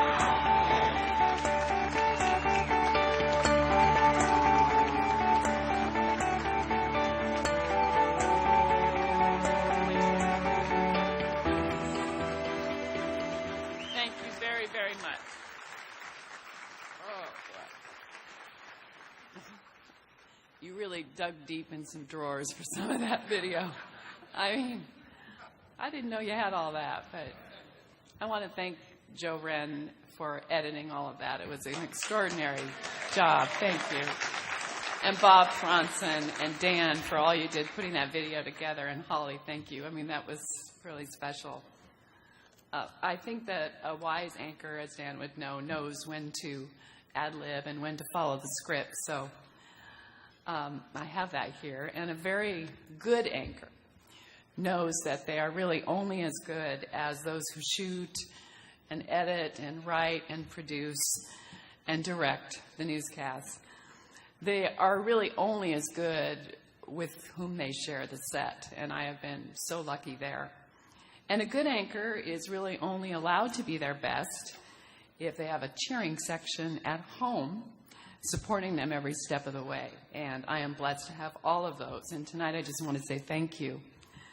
The last couple months have been quite a journey. That brain tumor surgery and now an experimental chemo drug that have kept me out of work for a while. And to be honest, it's really hard to be away. It's hard to watch from the sidelines when for nearly 3 decades you've been, privileged enough to have a front row seat to history and to be right in the middle of it all. And especially to work with people that you really enjoy and all of that. And so I look forward very much to coming back, and hopefully very soon. I really was a kid when I started at Como. I can't believe that. First as an intern from WSU, and then as a new graduate and reporter. And I think some of my earliest lessons were learned from some of those who've been inducted into the Silver Circle before me. People like W.W. Warren, who was the president of Fisher Broadcasting when I started as an intern back in '79. And Glenn Johnson from my alma mater, who taught and inspired, hundreds of young people. And the late Val Lindbergh, I saw him in the picture there, who was my advisor at the Murrow School. There are so many others in the Silver Circle that have left an indelible mark on me. Bill Brubaker here tonight. It's so fun to see you. And Howard Scott, I love you. And people like Bruce King and Barb Gross and Pat Scott, Brooke Stanford. One of my idols, Brian Johnson, the only man I know that knows that he knows everything. Doesn't he? And my dear friend Connie Thompson, who is here tonight and makes living that Ken Schramm corner of the newsroom bearable. And now my congratulations to Chris, J.P. Patches. I mean, how wonderful, and Peter and Aaron to have you here tonight. The Silver Circle has always been, to me, the paramount achievement. And it's about a career well lived. So it is with humility and some disbelief that I really find myself in that company. And it also is with gratitude. I'm so grateful to have the opportunity to work with these wonderful friends that are really the most extraordinary professionals. Dan and Steve and Eric, they're not only my best friends, they're like brothers to me. And I am indebted to Holly and Jim for graciously giving me the time to heal and feel normal again. My family's here tonight, my mom and dad, and my sister and her husband and my girls. I love you so much. And my biggest and most important fan, my husband, Ricky. Thank you very much. A lot has changed in this industry since the beginnings of those pictures, besides my hair. We still focus on the hair and the makeup. It's still part of the business. But look where women have come, running newsrooms, running companies like ours. Imagine where technology has come since we were first running film to the lab back in those days. But luckily, some things are the same. The talent and passion for telling stories like we see here tonight, the kind we are honoring, and the ability to use our gifts to help others. So I am very honored now to be a part of this continuing tradition of the Silver Circle, and I look forward to celebrating with you for many years to come. Thank you so much.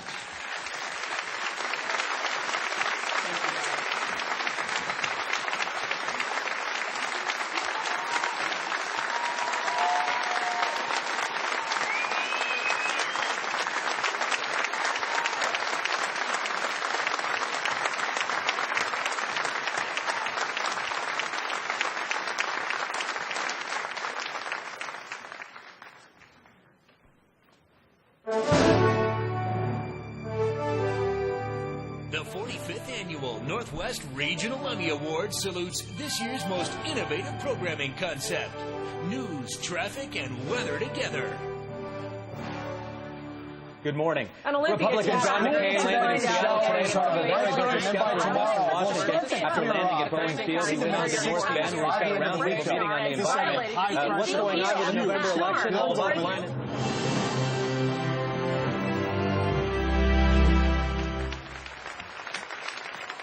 That's a pretty good idea. All right. I just heard this, so I hope I tell it correct. I just came from a wedding, and in fact, it was right over at Fisher Plaza. The reception wasn't very good, but they had hosted color bars. I guess I screwed it up. Our next category as we move along, sports news single story. Okay? That's only one flight up. And the Emmy goes to the Black Rock Mountain Biking Association, whose volunteers design, build, and maintain the trails. They go, wow, if we built this little jump here and made this little ramp here and came around the corner and did this over here, it's just that creativity that they that they get to go through, and then they own it. They own it. They take care of it. Whoa.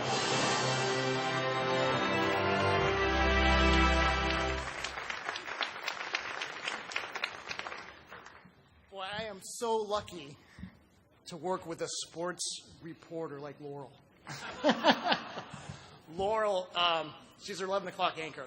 She couldn't make it tonight because she's at her middle daughter's high school graduation. She's going to be very stoked to learn that she won for a sports Emmy. So she could be the new sports anchor. You never know.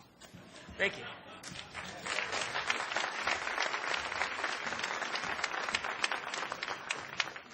Congrats to her. And next up is Sports Program Feature segment. And the Emmy goes to... This is a team with tighter bonds than most. This is our spirit driver right here. He's with us every lap. This year's goal, $450,000. Dedicated members like world-renowned heart surgeon Dr. Gordon Cohen have helped to raise more pledges than ever before. But to bring it home, Team Seattle has to complete a total of at least 700 laps.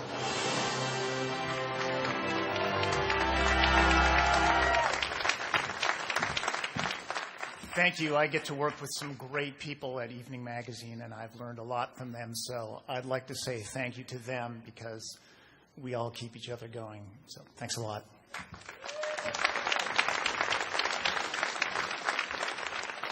And next we move on, ladies and gentlemen, to Sports Program Series.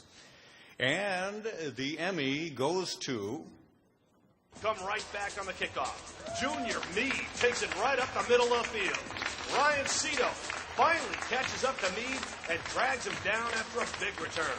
These two teams trading big plays all game long. Check out the effort by Brady Bomber. Spins free of attack.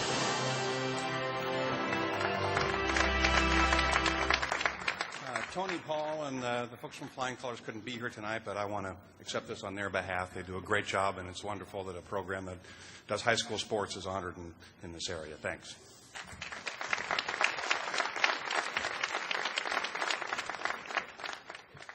Well done. Next up, Sports One-Time Special. I guess we all felt we were one-time special. And this Emmy goes to... You've probably seen us before, dancing during timeouts, getting the crowd hyped up for the home team. But you've probably never seen us like this. That's it. Perfect. Good. Nice. For the next 30 minutes, we're going to take you behind the scenes of the sexiest photo shoot in dance team history.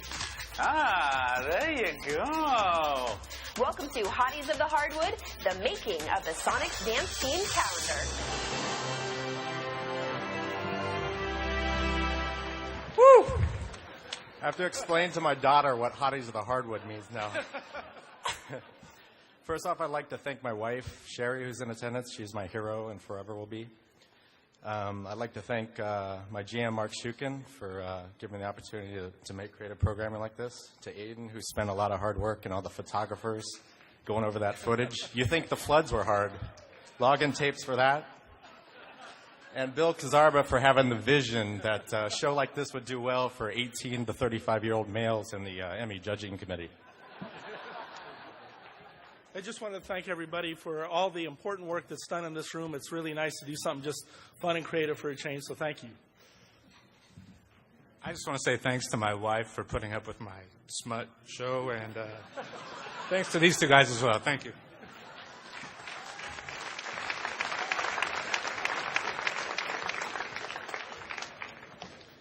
Congratulations, everybody. I want to give a shout out to my mom, who is watching us on the web tonight. Mom, that last award went to Hotties of the Hardwood. It was about men working in a sweatshop making oak furniture. That's, Mom, it was. Next up, we've got sporting event, game, live, unedited program special. And the Emmy goes to, well, let me tell you who it goes to. It goes to Seahawks football, that's who. Brian O'Connell, executive producer. John Bradford, producer.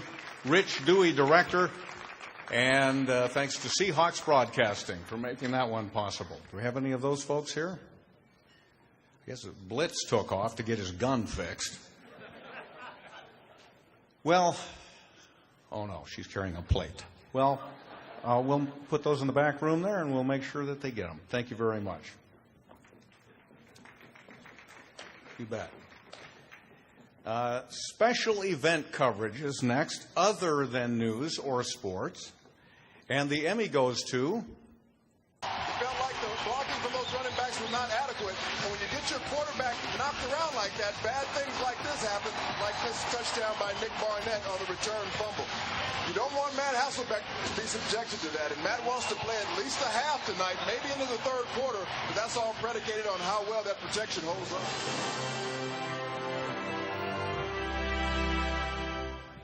I know we just presented that award, but we thought we'd give them one more chance if they were sitting in the back of the room and want to come up. And not here, huh? Okay. Okay, so we go on to special event coverage other than news or sports or Seahawks football. And the Emmy goes to, from Benaroya Hall, the Seattle Symphony. John Forson, producer.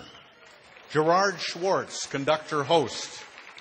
Produced by Fidget TV.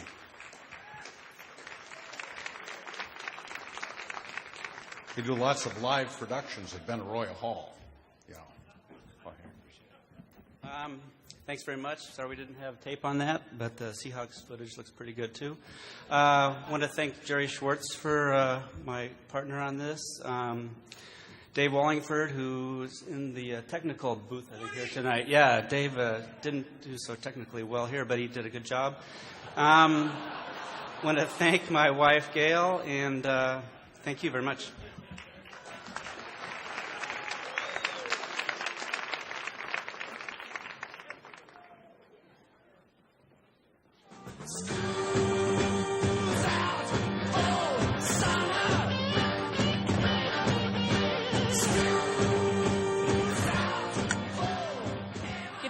Catherine Carboni-Rogers.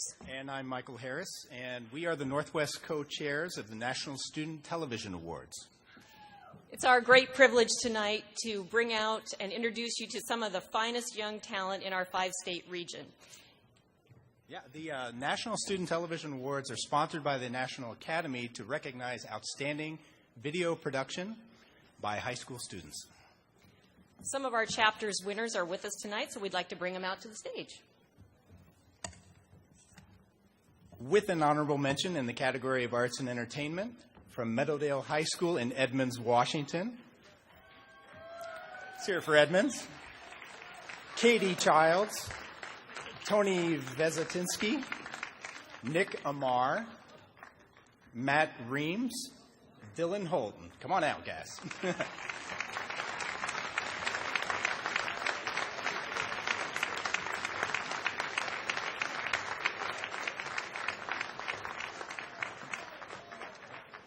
Got some more people to come out here. And the list goes on. Ballard High School is a winner of one award and an honorable mention. It is prom night at Ballard High School right now, so some of our award winners are not here. All of our award winners are not here. But we do have representing them their teacher, Matt Lawrence, who apparently has gotten out of the chaperoning duties at the prom and can be here with us tonight. So Matt Lawrence from Ballard High School. Then we have Fife High School, which has won 3 awards in arts and entertainment. Vinnie McBroom.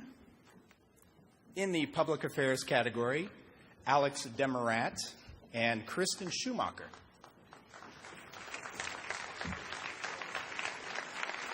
Congratulations. And in news, Sina Housey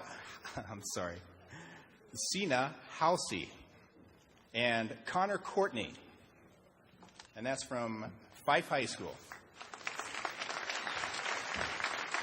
And their teacher is John Shula. Now, Fife has been a perennial winner over the past 5 years. Congratulations, Fife. We'd like to congratulate all our winners, and I encourage you to keep your eyes on these young people. I imagine we will see them here on this stage again in future years, probably holding Emmy Awards. Congratulations.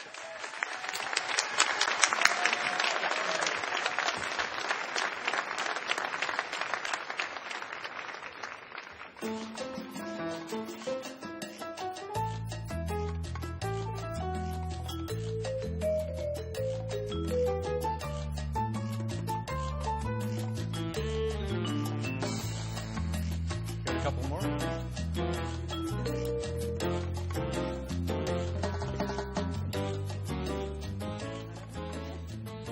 I don't know, Joanne. They always play that music when I wear this dress. You better be careful, though. Watch out for the metro buses. You know, I'm just reading the script. I'm Mariella Mark Anderson with Cairo Television. I think I'm probably the only one in the room who's never watched an episode of Sex and the City, but they tell me that's the music. Disaster. And this is Joanne Lasowski with Pacific Lutheran University. Thank you.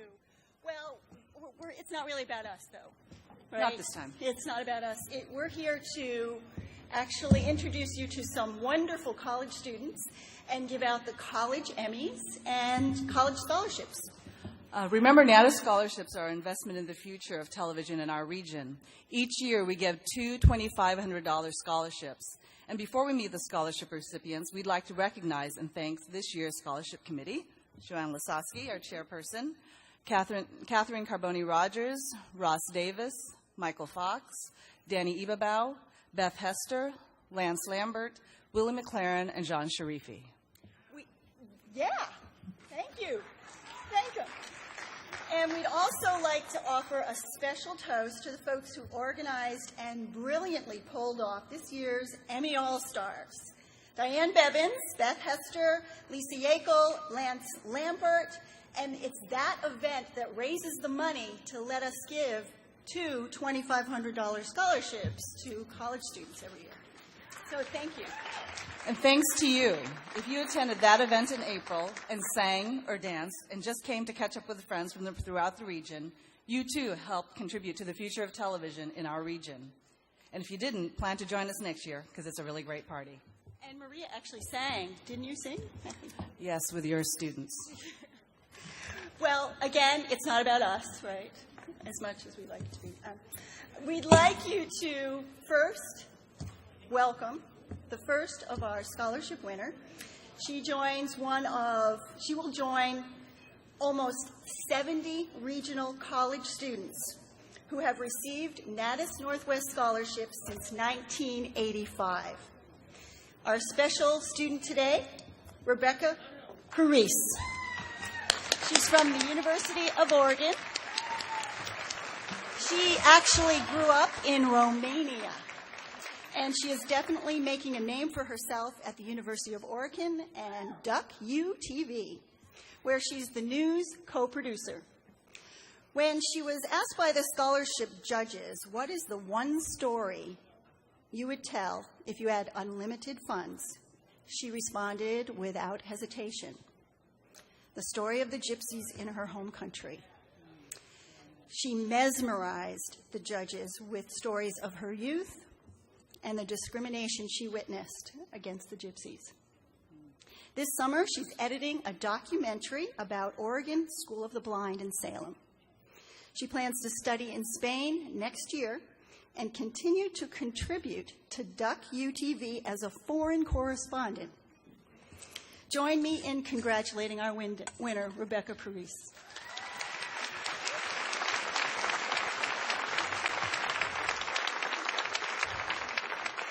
Our next scholarship winner is Melissa Campbell from Pacific Lutheran University. Melissa can't be with us tonight because she's shooting a documentary in Canada about border issues. Melissa has worked with student television at PLU, as well as a videographer for the Seattle PI. The one story she wants to tell focuses on the work she is currently engaged in across the border. She was touched by the stories of the homeless afflicted with HIV, whom she interviewed several months ago in Vancouver, BC. She told the judges she thought we needed to be more aware of our neighbors to the north. This summer, she will complete the documentary as well as serve as a production assistant at Click Cable in Tacoma. Let's send our warm wishes to Melissa tonight as she's working on a great project in Canada. And speaking of warm, Joanna, Why are you wearing those gloves?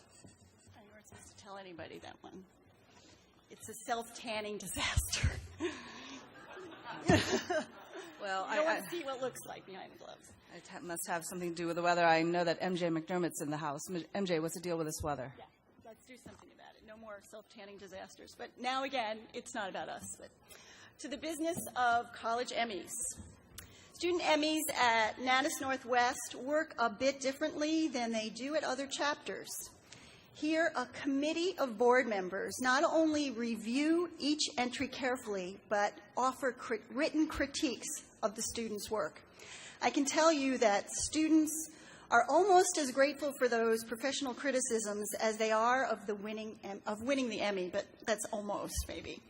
This year's Student Emmy Review Committee included Brooks Sanford, Scott LaPlante, Michael Fox, Beth Hester, Catherine Carboni-Rogers, and Lance Lampert. Denise Dowling with the University of Montana, the chair of college student Emmys, couldn't be here tonight, but it was through her initiative that we now have 3 categories of Emmys for these talented students. And in the first category, we have news long form. And the nominees are the University of Montana, Beyond Myths, Growing Up in Montana, and the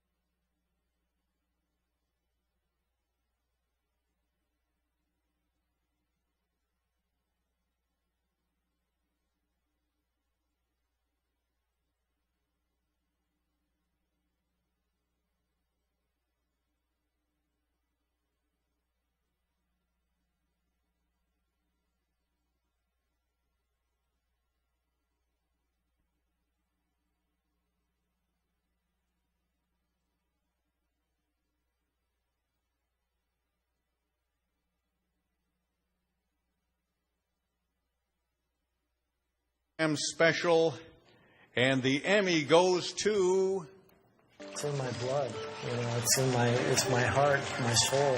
You can't help but to come in an area and work it and share it with people without becoming part of it or it becoming part of you. There's not a whole lot you can say about being here other than just absorbing it and experiencing this, because this is a moment, an adventure that I'll never forget.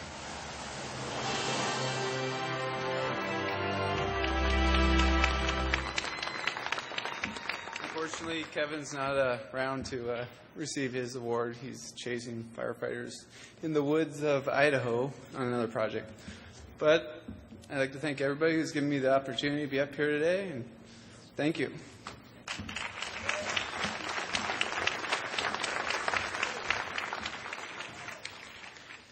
Northwest Backroads has worked out so well for King TV that they are already piloting a new show, Northwest Back Hair.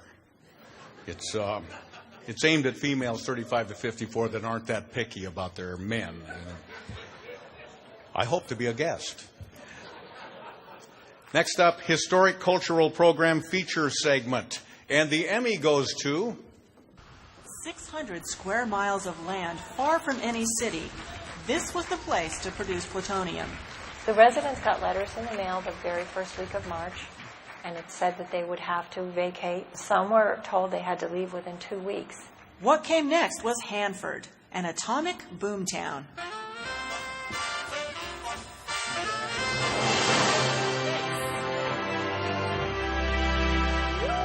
How exciting, yay.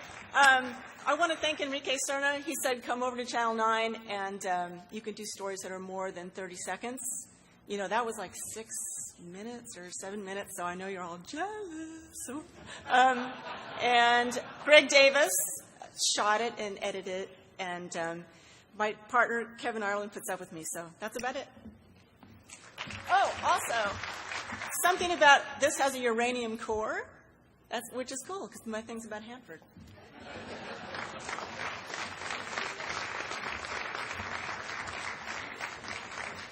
Well, gee, if you like producing stuff that goes for a long time, we'll have you do this show next year. We'll talk. Next up, Historic Cultural Program Special. And the Emmy goes to? There was a sort of a round birdhouse-like thing, glass, where the rear gunner sat and he could swivel his guns around like this in this little cage made out of glass. And I looked up in there and I thought, oh my God, that's the remains of a human being.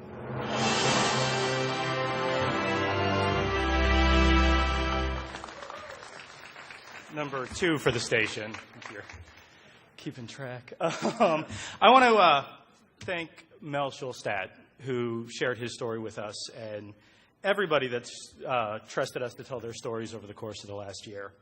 I also want to thank my beautiful wife, Elizabeth, for being my inspiration, Phil Kane for his support over the last year, and Christopher Sherlock, the best videographer, editor in the business. Yeah, he's the talking man, so I'll keep it short. Definitely want to thank Chris Cashman for giving me some words of advice and helping me make the decision to leave this is no knock, but leave my former station. And Phil Kane for bringing me down to KBTC to work with this guy and produce stuff like this. So thank you, and thanks for having me.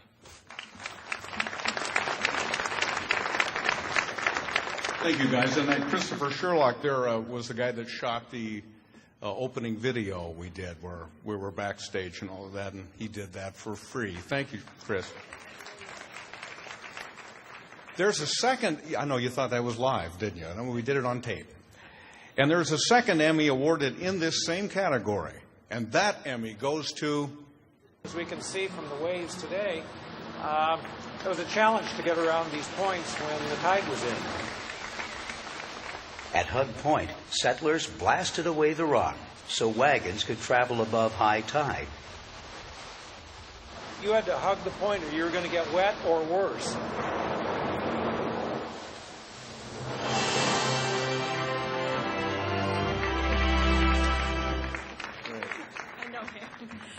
Wow, thank you very, very much. The competition was really stiff in this category, I know. So I was very, very honored to produce a documentary about Oregon's public beach access bill.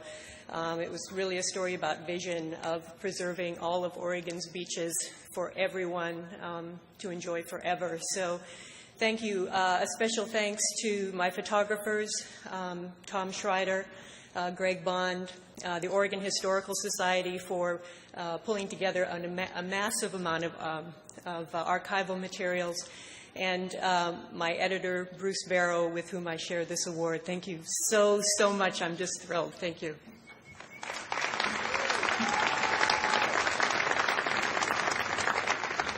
I am thrilled, too. That is Nadine Jelsing, who started at King TV when I was working there. She was considered too tall and was asked to leave. So they had weird criterion in those days. Next up, Health Science Program Special. And the Emmy goes to... Alcohol increases risk of several cancers. And so while an occasional glass of wine probably is not a problem, you really want to avoid excessive alcohol. So how does a piece of chocolate or a trip to the spa sound right about now? And what if I told you it might actually help prevent cancer?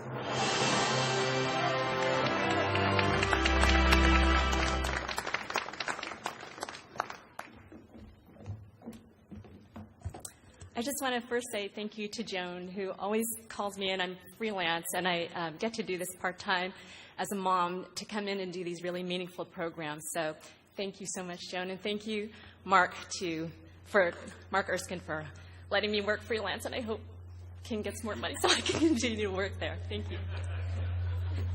And it's always such a pleasure doing these specials to work with people like Brenda and the people over there at those tables, and thank you so much.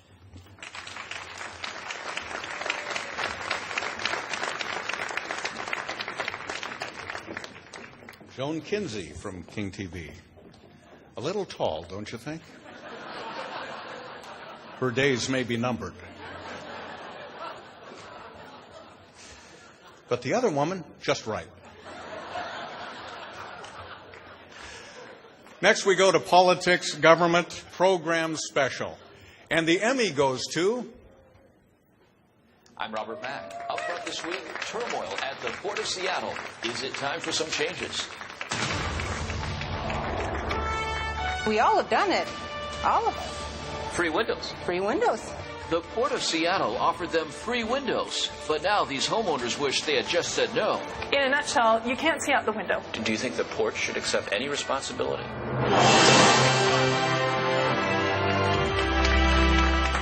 Well, again, thanks to King TV for supporting such a show as Upfront. It's such a dedicated staff. And thanks to Susanna Frame. I know Robert would like to give her a lot of credit on this show, too. She really contributed. So thanks again. Appreciate it. Congrats indeed. And next up, Investigative Report. And the Emmy goes to... Well, Dan, here's what's so disturbing. This drug was banned in the U.S. 30 years ago, but we got our hands on it. Even more disturbing, we didn't get it in a back alley. We got it at a local grocery store.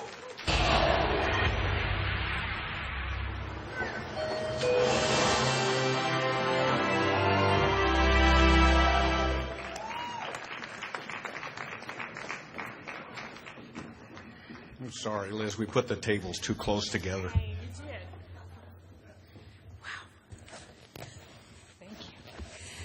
This means a lot.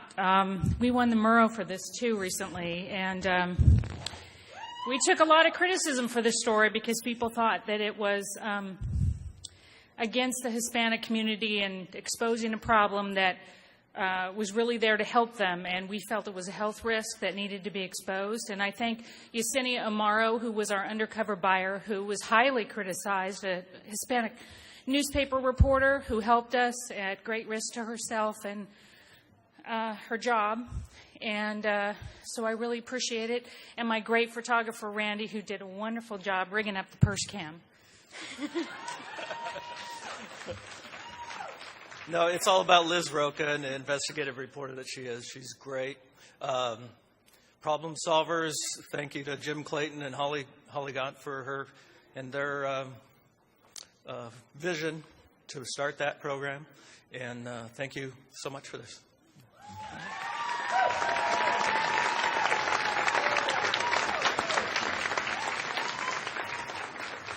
Tonight's web broadcast coming to you courtesy of Purse Camp, by the way, tonight. Continuing coverage is next, and the Emmy goes to... Cairo Team 7 investigators hiked, crawled, then waited in camouflage on the floor of a nearby forest to see how DSHS employees treat vulnerable clients they drove here for picnics. These images are the result of our efforts. Physically and mentally challenged adults and teenagers were slapped, poked, kicked, repeatedly punched, dragged around, and knocked to the ground.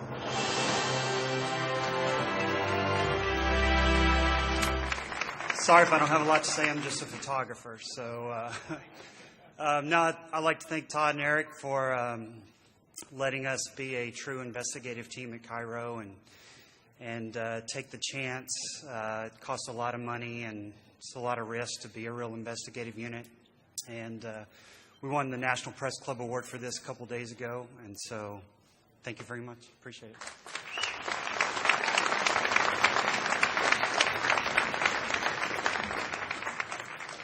Congratulations.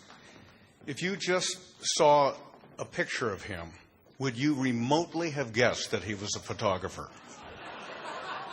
He had nothing else to go on. That story, by the way, was Rainier abuse.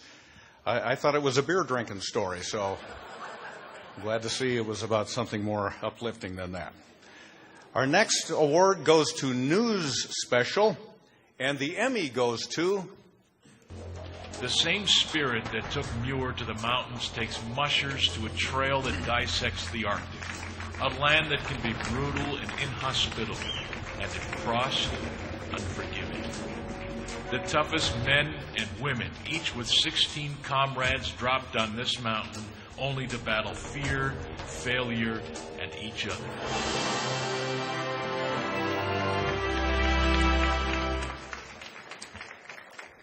First of all, a huge thank you to NATAS Northwest for this recognition and this honor. It means a lot to us as an organization. I'd especially like to thank Mr. Greg Heister. He is the producer, the writer, the narrator of this great piece. He's not able to be here with us tonight, but his insight, his passion into this event from a broadcast standpoint, I think is simply unparalleled. So we're happy to have him as a part of our team, and thank you very much for this honor.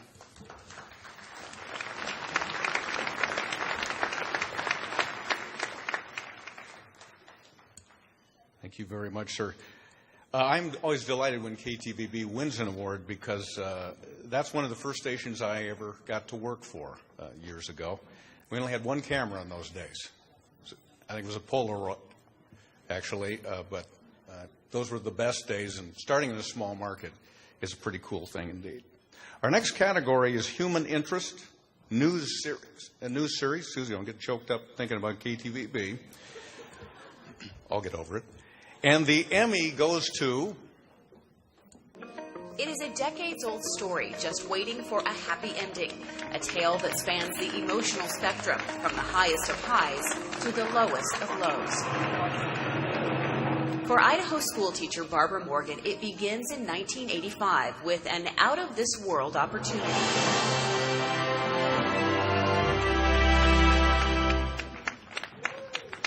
John Sharifi was not available to be with us this evening, ladies and gentlemen. But you are. All right. Well, thank you very much. This is, I'm going to accept the award tonight for Allison Uden and Gary Salzman, two incredibly deserving journalists, and I'm sure they're going to be thrilled with this award tonight. Thank you.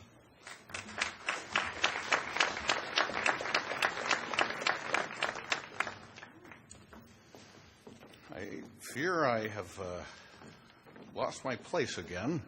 Oh, no, I don't think. Well, maybe not. I don't know. Let's see. That was News Special, correct? I think Human Interest News Series is next. No? What was this? My script doesn't agree again. What shall I do? Well, oh, okay. Okay, then let's have Brian Johnson come out here. He's going to present an award to somebody. Brian?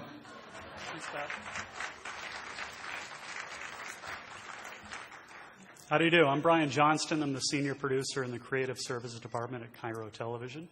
I'm also on the NATAS board, and I am the chairman of the J.P. Patches Statue Project. Thank you. If you grew up in this area, you know exactly who Chris Wheatus is. He is J.P. Patches. If you did not grow up in this area, here's a 30-second preview of who he is. J.P., Chris Wheatus, was J.P. Patches. J.P. was the host of a kids show on Cairo Television for 23 years, from 1958 to 1981. And for those 23 years, he was on the air 5 days a week. And for about 15 of those years, he was on the air twice a day, 5 days a week, and once on Saturdays. They had no writers. They had no script. Jay Leno and David Letterman couldn't have done that in their dreams. So he was so good at his job. He was so beloved by so many people. He raised an entire generation of people in this area. And 25 years after he went off the air, thousands of people throughout this area have pitched in hundreds of thousands of dollars to have a statue made of him and his sidekick, Gertrude, played by Bob Newman, who's also here tonight. So I'd like to introduce Chris Wheatus tonight for the 50th. This gentleman down here, Chris Wheatus. Roll the tape. Before their first hit, or his first hard drive, before coffee was king or the needle was new, there was the clown. In 1958, the Northwest gets its first look at the man who would become the clown prince of the local airwaves. Oh, does that like boys and girls? J.P. Patches. Nice, eh? It's not the clothes that make the clown, it's the man behind the makeup that counts. But if it weren't for fate and friendship, this clown's smile might never have shined on Seattle. Even at a young age, Minnesota native Chris Wheatus has wit beyond his years. With an animated face and less than shy nature, Chris never squints in the spotlight. I like being on the stage. I did some Shakespeare. I did a lot of little theater work. I did some acting in college. It's also in college that Chris finds one of his first loves, radio. I really wanted to get into radio acting. That was kind of what I really wanted to do. But one thing led to another. He is sent overseas to fight in Korea. When he returns, he gets a phone call from a Minneapolis TV station. They were looking for a director. And, well, I mean, what's the directing? Television. So I went to work as a director, floor director, and part-time talent. Without any TV experience, Chris makes his television debut as Joe the Cook on the show Lunch with Casey. Soon after, Joe gets a show of his own. When the station asks Chris to tackle a role requiring a lot of makeup, he passes. I didn't want to put all that makeup on. The role he turned down? J.P. Patches. Thankfully for Patches' pals, Chris's boss is very persuasive. Patted me on the back and said, if I didn't think you could do it, I wouldn't have asked you. With those encouraging words, Chris Wheatus becomes J.P. Patches. And soon after, Chris is faced with a much greater decision when he gets a call from Seattle. He said, we'd like to have you come to Seattle and do J.P. Patches. Even though he knows nothing about Seattle, Chris takes the job. I actually took a pay cut to come here. I was making $800 a month. I came out here for $600. On February 10th, 1958, 3 weeks after Chris and his family arrive in Seattle, the J.P. Patches Show becomes the first show ever broadcast live on Cairo TV. But would it last? Even Chris has his doubts. You're worrying now. Are people watching the program? Chris finds the answer he's looking for at JP's first public appearance. I had a huge crowd and signed autographs and met all the kids. And after that, it just grew. JP Patches becomes Seattle's newest hero. But what's a hero without a sidekick? Enter Mr. Newman. Bob was a floor director, and I had a pretend telephone operator named Gertrude. Well, one day Bob was working the mic boom, and I said, Gertrude, and Bob off camera said, that's pretty funny. How about you coming up with a character as Gertrude? Bob Newman not only came up with Gertrude, but an army of other colorful characters. For 23 years, countless kids watched and laughed at the antics of JP Patches and crew. Chris hopes it's a time his fans will never forget. Patches pals should remember him just for the joy and the fun that they had. And as for the man behind the makeup, it really is a wonderful career. I enjoyed what I was doing then, and I'm enjoying it now. Ladies and gentlemen, Chris Wheatus.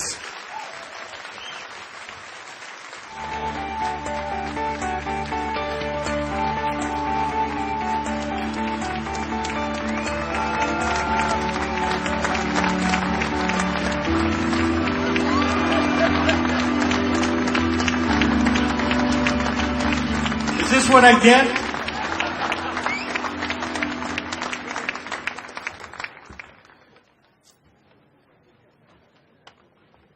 Yaso tikanis pedimio.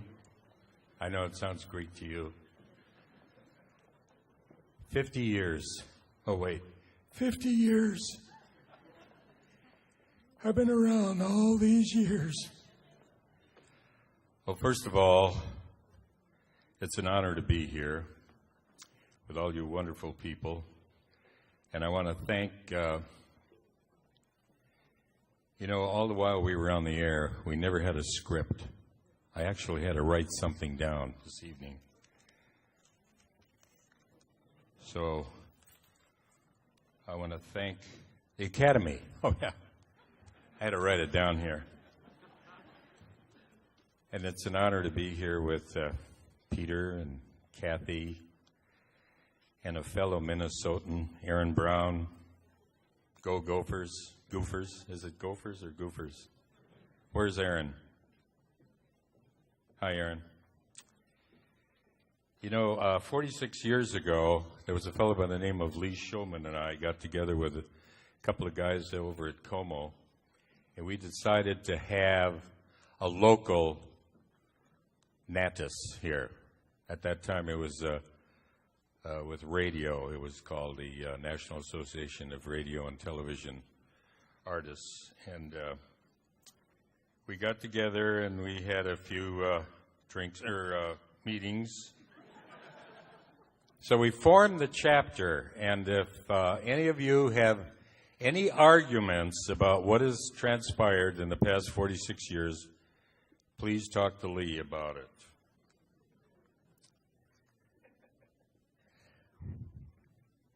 You're supposed to laugh. This has been a great year for JP Patches. Greg Nichols gave JP Patches a very special day. King County Council did their whereas and what fors and so hows and donated a big chunk of money for the JP Patches statue. And our Governor Gregoire, proclaimed 2008 JP Patches year. And my granddaughter, Christina Frost, turned 16.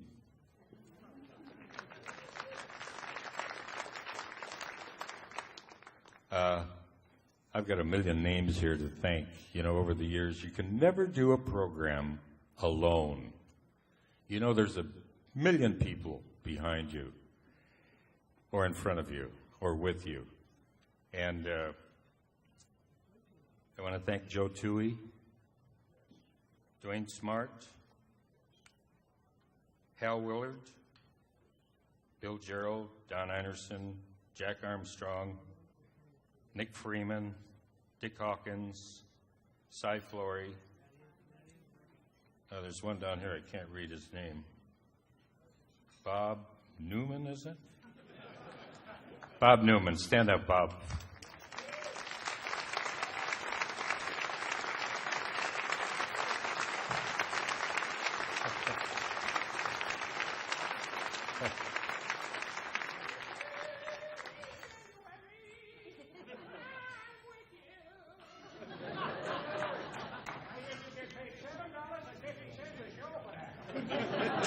I have to tell you the story how Bob became Gertrude. There never was a Gertrude at one time. I used to pick the phone up and say Gertrude. Well, Bob was off camera one day, and he answered in that voice of his, and I thought it was kind of funny, and I said, how about you coming on the program tomorrow morning dressed as Gertrude? That was mistake number one. Mistake number two was, I said, I don't want to see what you look like. So the next morning I said, hey, boys and girls, we're going to meet Gertrude today. There was a knock on the door. Who is it? Gertrude. And Bob walked in. He had the wig on and everything. And underneath the dress that he had on, he had two of the biggest balloons you've ever seen. And as we were talking, one of the balloons started drifting south. And Bob said, up there, big fella. I thought for sure we were off the air.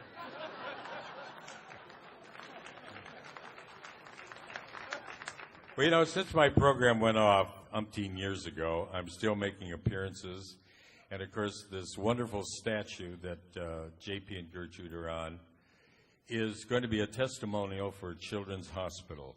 And I'm very happy to report that all the money has been raised for the statue, and the unveiling will be in August on a Sunday, August 17th, and you're all invited to come. And all of the monies that have accumulated since the statue is going to be dedicated to the, or presented to the Children's Hospital. And you're going to go, ooh, so far, the monies exceed over $100,000 for the Children's Hospital. So,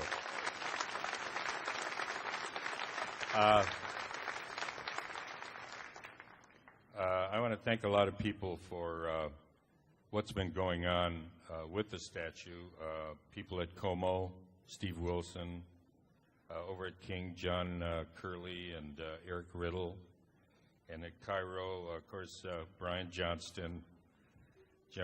Brian's doing a tremendous job. And then at Como Radio, Bill Yend and KVI, John Carlson and Ken Schramm, KZOK, Bob Rivers. And then there's someone else out there. Oh, let's see. Someone who's been with me for 52 years. Wait, I have. Oh, yeah, my wife, Joan Wheatus.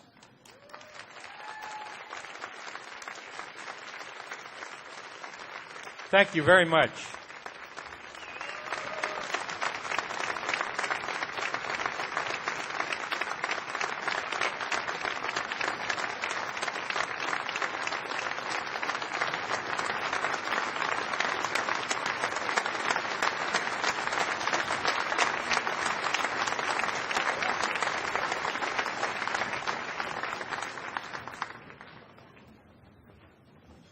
That's wonderful.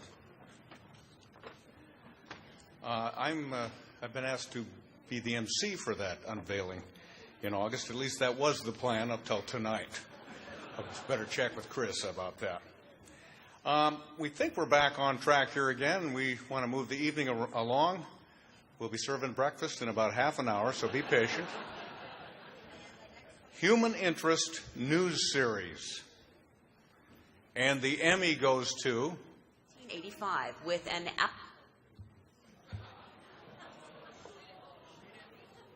I see a little, like a ventriloquist there for a moment doing this thing. Why don't you just bring it over to me, and I'll read right off of it. $6.95. Is that what they're going for now? All right. Human Interest News Series. a homeless teen, Anna Song, investigative reporter, K2 TV.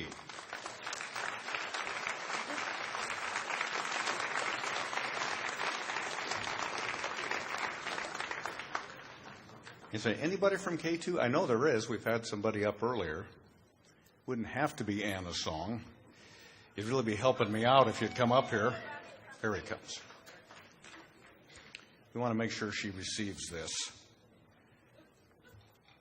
award. Homeless teen, Anna Song, investigative reporter, Steve Howard.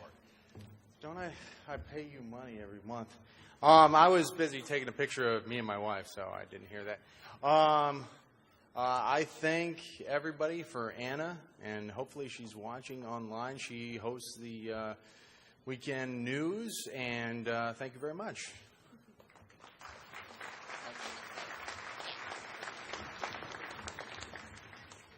Congratulations, Anna. Hopefully she's not watching online. And a second Emmy in this category, Human Interest News Series, and the Emmy goes to Eddie's Eye, John Sharifi, reporter, Matt Stringer, photographer, Como TV.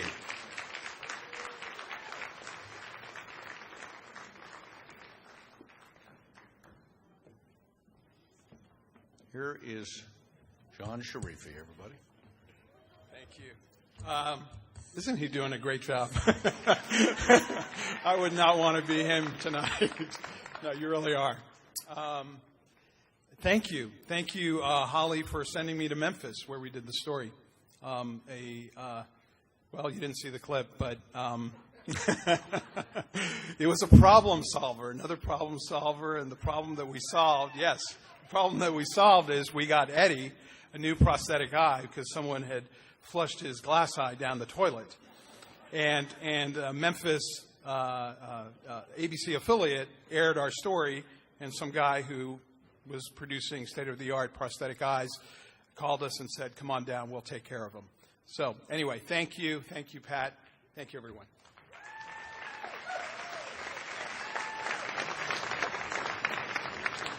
Congratulations, John. I believe we're going to move on to Specialty Assignment Report News Series. And the Emmy goes to AWOL in Canada, Part 1 and 2. You see Part 1 right there, but Part 2 got really better. Richard Brown, reporter, anchor.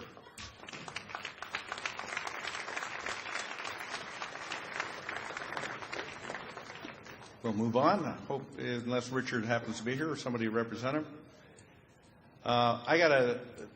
Before we continue, I love JP and all of that, but how about JP's girlfriend, Gertrude? I mean, when she came into a room, the mice jumped on chairs. I mean, Gertrude told a man one time, there's a man following me, I think he might be crazy, and the cop agreed with her. I mean, Gertrude's good looking in a way off, you know. Hey, Gertrude, gee, I tell you. Oh, man. Hey, Gertrude. It's not going to happen. Move on to our next category? Do we know? Okay, I guess we move on to our next category. There was a hilarious bit that was supposed to play right there, but you'll have to read about it later. Or watch it online. I believe we're on to individual craft now, and it's about time. Graphic arts, graphics. And the Emmy goes to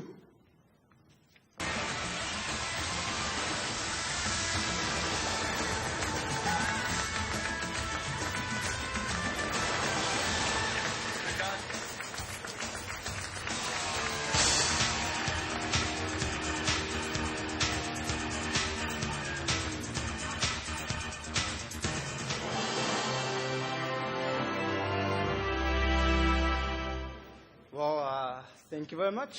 Especially, I'm accepting this award for Josh and Keith, and they spent a lot of days and even more nights on this. As the Oregon Ducks, and especially OSN, challenged us to put out better and better stuff, and we did. So thank you very much.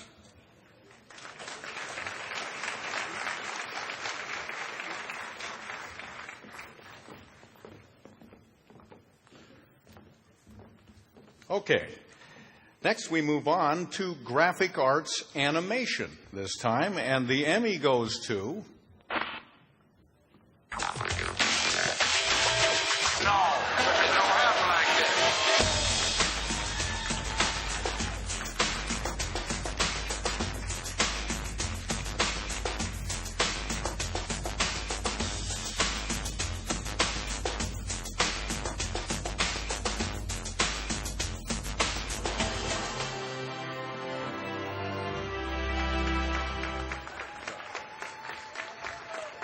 Well, Lee Berg did a great job for us at Como TV. We thank him very much for his input into our new graphics package. When Mr. Clayton came on board, wanted to change a lot of the way the station looked, and Lee stepped right in. We wish him well in his new endeavor. The next time you're watching Lost, just read graphic artist on the bottom of the screen, and you'll see Lee Berg's name there. So thank you very much.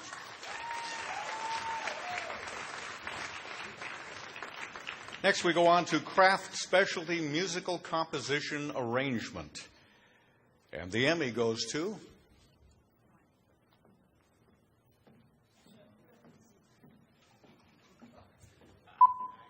Wait for it.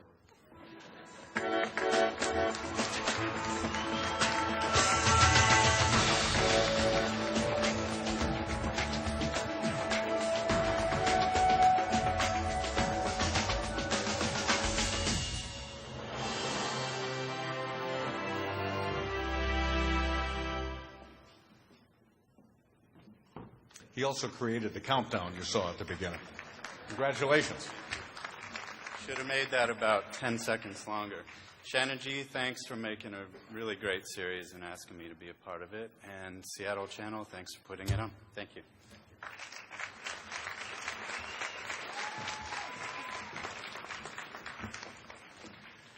Now, see, the thing I was getting at Gertrude is that it just seemed silly, you know, he's a man. I mean, I don't know who he thought he was fooling. And the idea that Leave Gertrude alone! Leave Gertrude alone! He's a man who dresses like a woman to make you laugh! Leave Gertrude alone!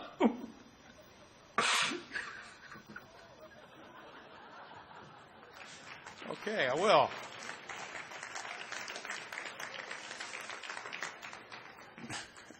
Next up is audio. Let's hear it for audio, everybody. What do you say? And the Emmy goes to... Flannery watched as Butte's first professional team of firefighters vanished.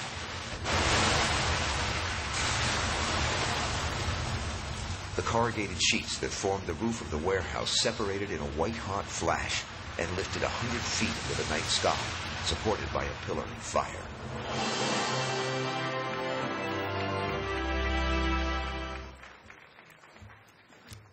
I'm so happy to accept this award on behalf of Gus Chambers, who worked so hard on Hidden Fire, which has been distributed to public television stations around the country. I hope you all have a chance to see it.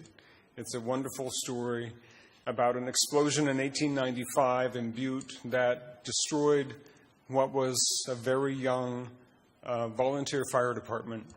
And it was a story that, because of Butte's history with mining disasters, was really ignored. And Gus brought it back to life. So, thank you very much.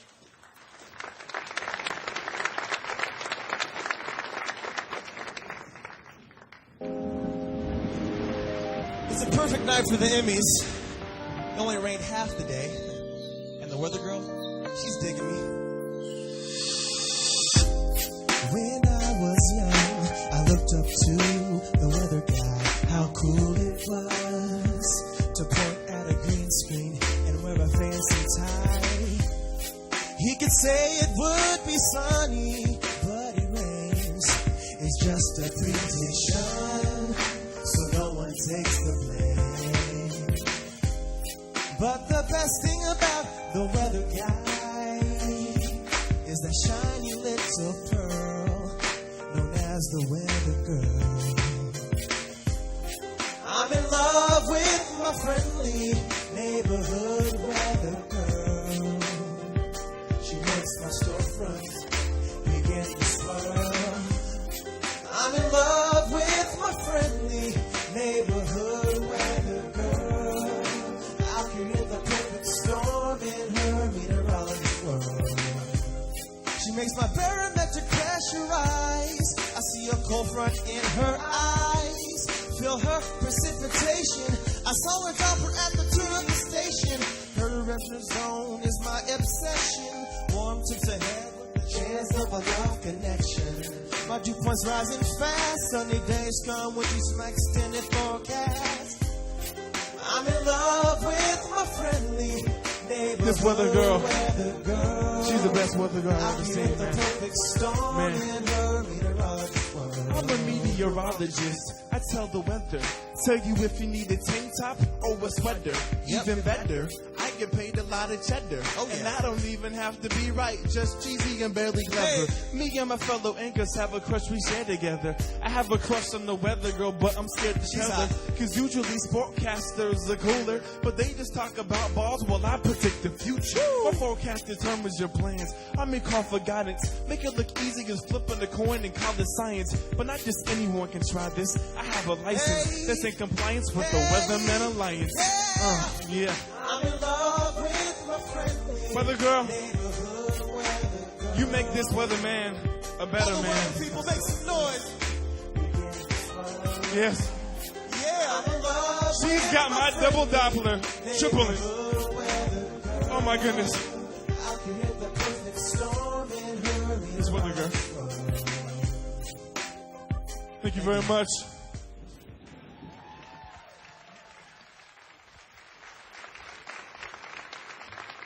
Those were the Mosley brothers, Taylor and Jordan Mosley, who did that for us.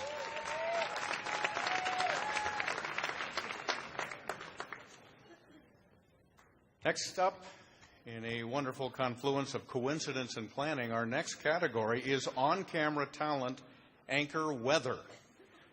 And the Emmy goes to Rivers in western Washington. Guess who wins as well? Heavy rain, since midnight. In Seattle, we've had more than 2 inches. Bremerton, since midnight, more than 5 inches of rain. That is just a really bad idea. When you've got the standing water, you don't know how deep it is. I mean, right now that looks like it's maybe a foot and a half deep, so these trucks may be able to get through it. But you don't know if it's 6 inches deep or 3 feet deep. Congratulations to Monty. Monty just recently decided to take a job in Louisville, Kentucky, to watch the Kentucky Derby, apparently. So congratulations to Monty. We'll pass it on.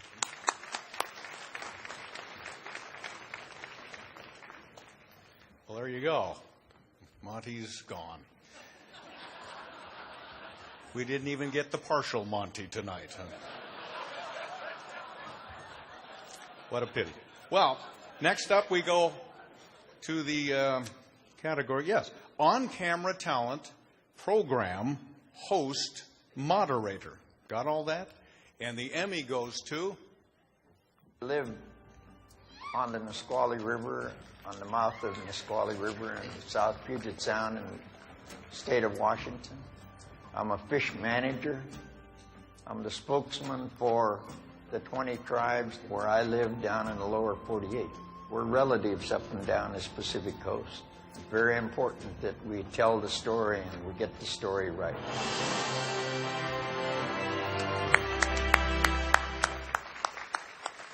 I'm not Billy Frank Jr. I want to be Billy Frank Jr. when I grow up, though. I've got a long way to go. Billy is 78 years old. This is the first time he has ever done anything like this. And, he got arrested when he was 14 years old fighting for treaty rights. And he's been in jail, tossed in jail 50 times since then. Now he's a co-manager of the ecosystem here, and he's working together with so many people, and he's doing so many things. And I know if he were here, he'd want to say, the fight isn't over, keep fighting. I know we've got some representatives of Indian country here, and I got to say, this means a lot to Indian country. It really, really does to have Billy recognized like this, and I'm just so proud to work with him, and he's one of my heroes, and I'm sure if he were here, he would say thank you to the Academy, and thank you all.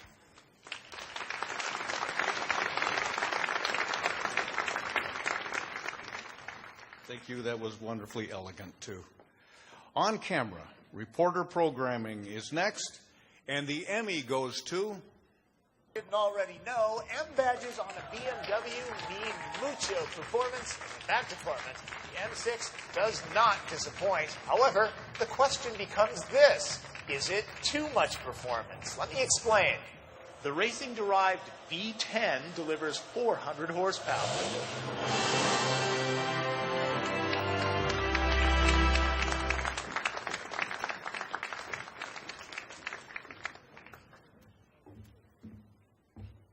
If anybody needs car advice, I'll be staying afterwards, and you can ask me.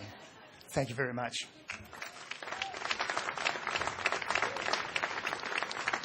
On camera, talent, reporter, general assignment. And the Emmy goes to... Case like Jackie Hill's, and it tends to fall through the cracks because the amounts are so small. So even if you have video surveillance of the fraudulent purchase taking place, the police don't have the manpower to chase after the bad guy. The stores have a responsibility to stop fraud as well. So we took our problem solver investigation one step further. So, Jackie, this is the same Fred Meyer where somebody used your credit card, right? Yes. I have an idea. Do you have...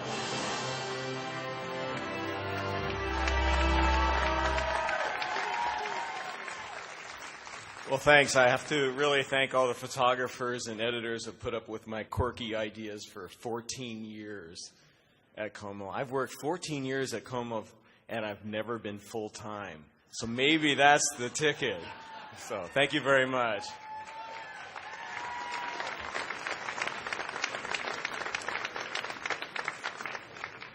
Matt will receive just a partial Emmy as a result of that.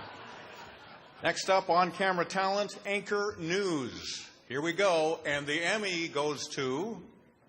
We have breaking news to tell you right now out of Tacoma, where an explosion or a series of explosions felt and heard and seen for miles around. This all happened about an hour ago at Atlas Castings and Technology near I-5 and Highway 16.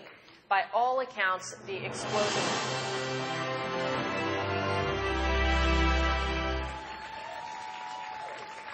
It's Molly Shen. Thank you. Wow. It's overwhelming. Kathy just a little bit ago said that to be a great anchor, you need a great co-anchor and great producers and the great operations people. And I could never look even halfway decent out there without all of those people around me lifting me up and giving me everything I need to be able to just do my job. So I agree with that so wholeheartedly. But and having a wonderful co-anchor to feed off of means so much. But for me, too, being able to just sometimes just sit in the newsroom and sit at home and watch great anchors like Kathy and Dan, it's just such an inspiration. I mean it. I go home sometimes and thinking I've done a pretty good job, and then I sit down and I watch these other people who are so amazing and inspirational and classy, and I just think I just want to be that good someday, and that just inspires me, and it just means so much, so thank you. And I just want to quickly say thank you, too, to the best photographer I know, my husband, Ron, who supports me and understands when I leave early for an interview or come home late for a live shot, and takes wonderful care of our kids and is my biggest cheerleader. Thank you. Thanks.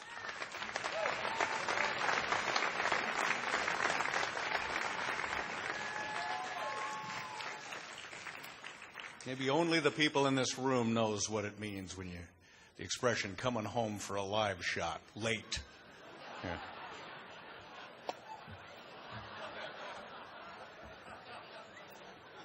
Next up, director.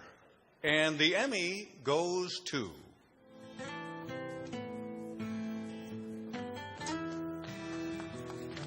I was a great sunbather in those days, so I couldn't wait to whisk off my clothes. Suddenly she drops her clothing and rolls around in the sand, almost as though to say, inviting him.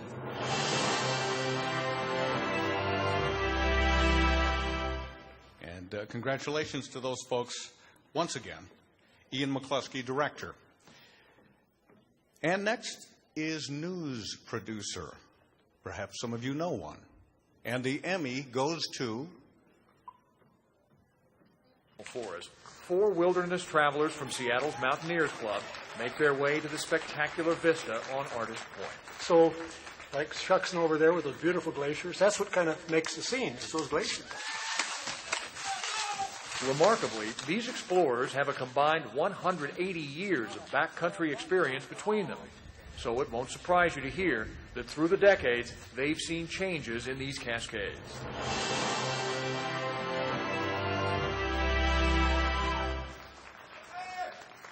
This is for a documentary on global warming, but I guess some have said I should apologize to you all for deceiving you, because this has been the coldest year, I think, on record in Seattle. There's still snow in the mountains, but wait till next year. It'll all come true. I'd like to thank all the people that I work with. Peter Frericks, one of the best photographers in town, Rick Woolery, Peter Gamba for their editing, Steve Rabel, and Eric Lerner, our general manager, who still gives me an opportunity to do documentaries. Thank you.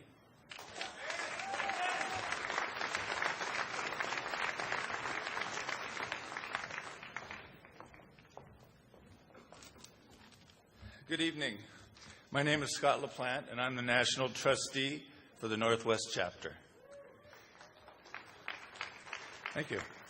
It's an honor for me to introduce Silver Circle inductee Aaron Brown, because we have a long history starting together in 1980 at King TV.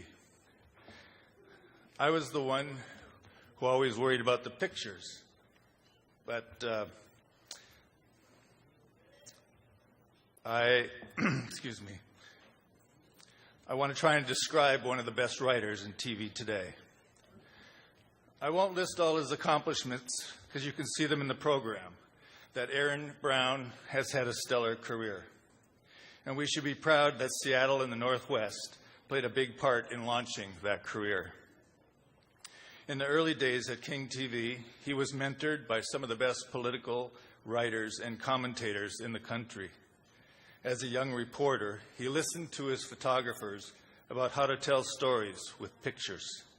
He learned how to investigate a news tip and add the knockout question. He also developed his unique anchor style, right here, practicing on all of us. Aaron became the communicator, with a beautifully turned phrase, delivering a killer line, projecting the excitement of a story, a tilt of his head, a hint of a smile, all combining to connect with the viewer. Aaron Brown always has something to say, and viewers always know that Aaron is talking to them. The other day, a fan, excited that Aaron is returning to television to anchor the PBS show Wide Angle, wrote, "Your ethics, integrity, and honesty to tell it like it is, without any sensational, in-your-face hype, was appreciated beyond measure." Congratulations to our final Silver Circle inductee of the night, Aaron Brown.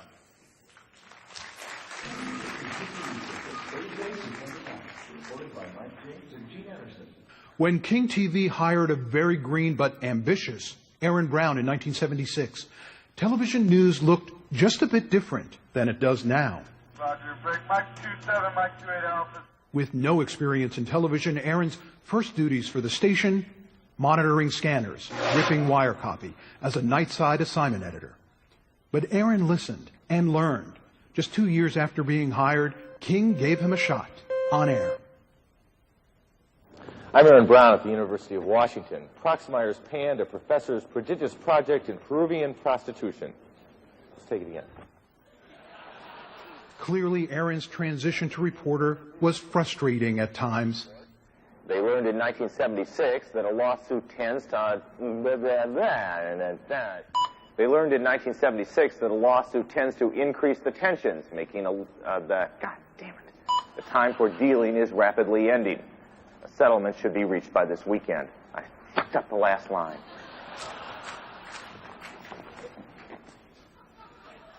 But like any challenge Aaron took on, he only got better On the campaign trail in Portland with From politics airports all over eastern Washington are closed, as you probably to natural disasters.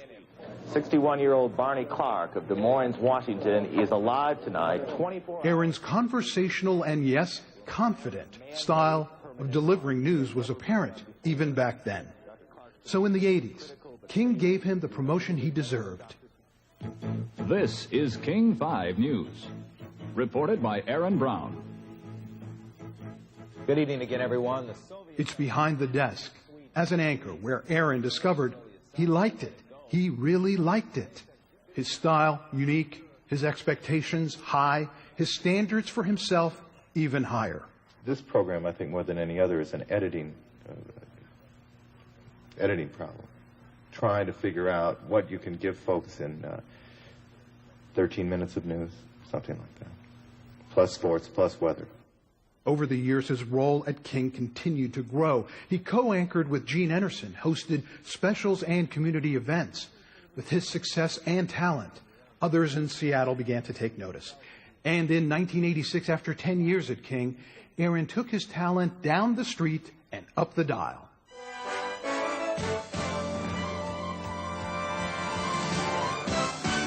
Now, Aaron Brown. When Aaron moved from King to Cairo, the TV landscape looked very strange. But what didn't change is the way he did his job. Straightforward, smart, his choice of words, his deadpan delivery made us all pay attention. Good evening again. Tonight, in our Cairo News special report, we'll show you moment by moment the dramatic events leading up to the sinking of the I-90 bridge. We have more to do tonight on Eyewitness News. It's not very glamorous, but it sure does get folks riled up. It's garbage. We have more coming up. Their bodies were not found together, and some of the murder methods were the same. The vehicles were stolen and later abandoned. Harry, not among the suspects. After 5 years at Cairo, once again, others took notice. In 1991, network TV came calling. Accepting a new challenge was easy for Aaron, but saying goodbye to the city that helped him get there wasn't easy. There will never be another time like this time, never another place like Seattle. It's not just that I found my life's work here. It's that I found my life. This is really where I grew up, where I learned life's lessons, how to be happy, to love, to parent. This is where I got sick and got well. It's where I stumbled and got up. This is home. Thank you. Soon after he left us, the rest of the nation got to see what local viewers had come to admire. This is ABC's World News Now. For the next 10 years, Aaron worked for ABC News, including becoming the first anchor for a new show called World News Now. This has all the appearances of an extraordinarily well-coordinated and devastating terrorist attack here in the United States. Of course, who could imagine a more difficult first day at work than Aaron Brown's first day on the air at CNN in 2001, September 11th. Aaron became a household name and, yes, the butt of jokes. Good evening. I'm Aaron Brown, and I've been talking for a long time. Since then, Aaron has moved on. Currently, he's teaching the next generation of broadcasters at Arizona State University as its first Walter Cronkite Professor of Journalism. Later this month, he returns to the airwaves as the new anchor for the PBS International Affairs show called Wide Angle. Tonight, we honor a distinguished journalist who will be the first to tell you with pride that it is here, Seattle, that gave him his start. This is where, as one colleague said, he started as a student and became a memorable teacher. And in return, that teacher left an indelible mark on his co-workers and the viewers. Television news has changed since he started more than 32 years ago. We can argue if those changes are for the better, but there's no debating when it comes to the intelligence and passion and fresh perspective Aaron Brown continues to bring to our business.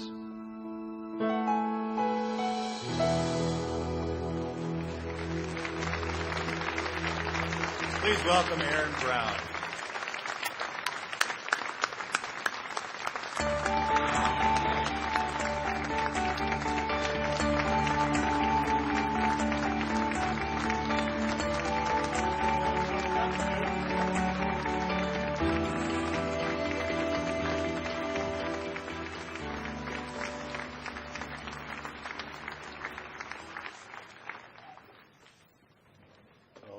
God. Thank you. It's wonderful. I wondered what this would all feel like, and I've thought about this a lot for the last week, and I'll tell you, it feels a lot different than I imagined. It was great to see. It's great to see old friends, and indeed, we are old now. It's always a little disquieting to see every fashion decision you made 30 years ago. Charlotte, who's here, will tell you that that brown corduroy suit was the suit for about 2 years. It's been nice to see Pat Cashman. In 1982, Pat Cashman pretty much saved my career when he produced the spot about the dog. And I said to Pat, why are we producing a spot about my dog, a promotion spot? And he said, well, people think you're a jerk. And we figured if we show you with your dog, they'll figure, how bad can he be?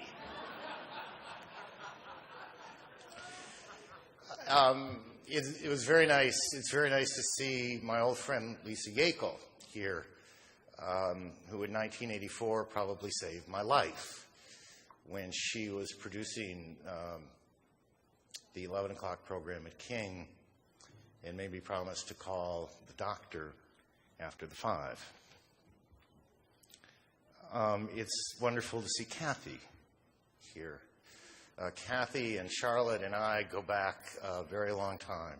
Charlotte and Kathy would run the halls of Olympia back when women in the state legislature were pretty much an unknown thing and fair game to legislators.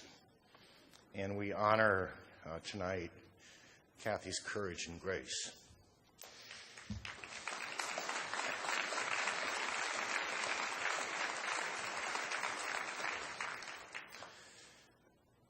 I think sometimes those of us in this business pretend that these moments, these awards don't matter, but we lie.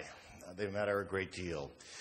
We care a great deal about what our peers think of who we are and what we do. And this matters a great deal to me, and I'm very appreciative. As I thought about this and thought about what I might say, it honestly occurred to me that given the breaks that I've received here, it was hard to imagine I could have done anything but good work. I worked for the most extraordinary people at King imaginable. It was an honor to work for Mrs. Bullitt.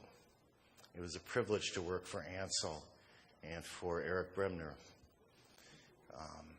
I told a friend earlier today the story about Ansel, but these were people who had your back.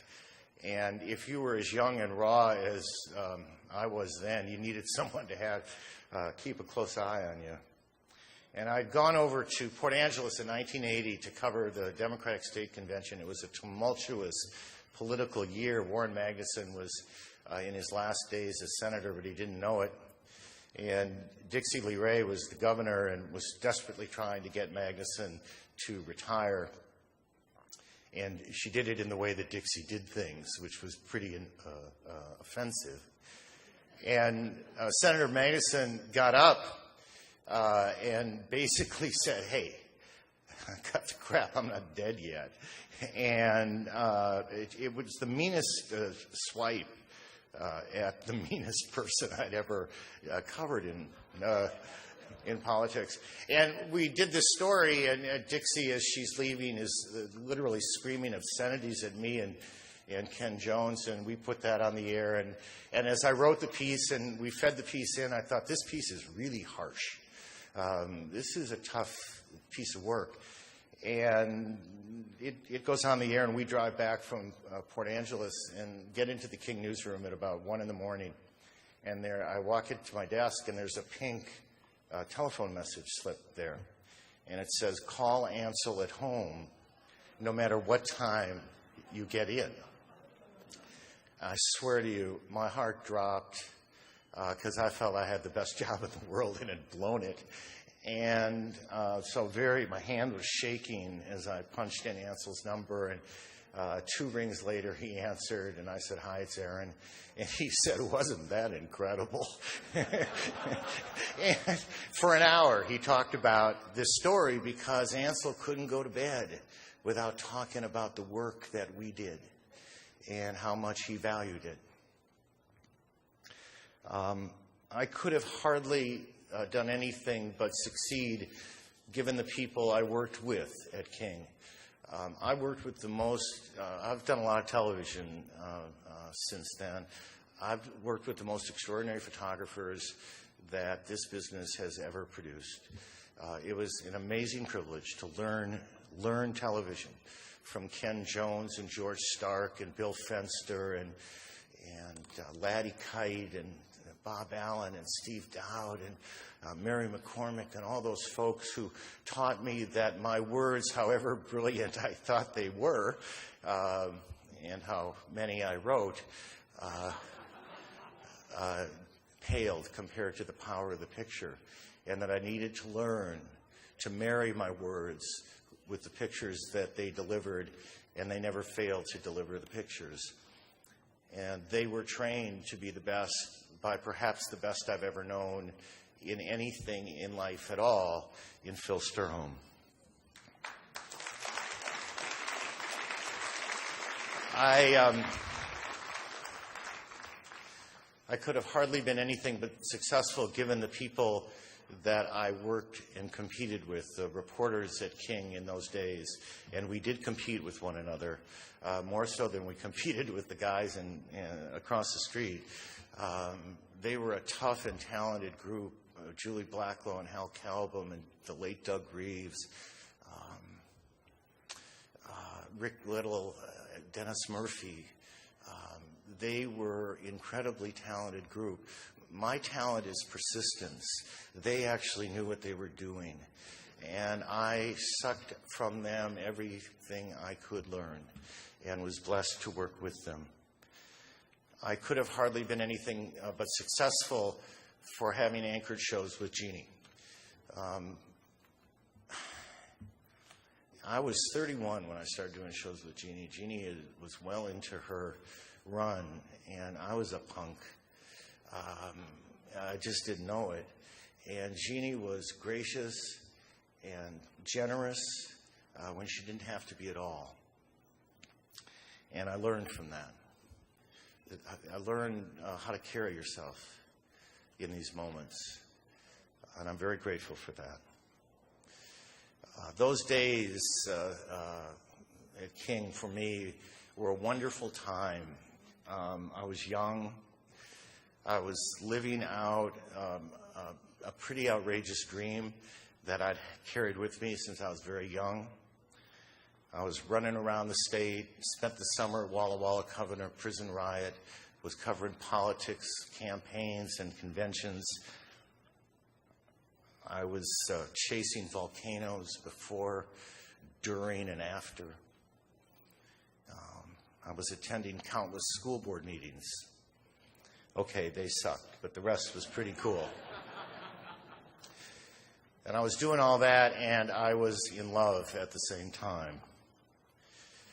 My journey from here took me to incredible places. The 10 years at ABC, I literally went to every corner of the world and was blessed to cover virtually every important story of a decade. I found myself one day literally telling the most important story of our lives before the largest television audience in history. And the truth of the matter is, none of that would have been possible had I not learned the lessons that I learned here back then. So thank you for acknowledging a long run of good work. All any of us want to be able to say about our work is that we did good, that we told honest stories, we told them well, we connected with viewers, we gave them a better sense of their community and of their own lives.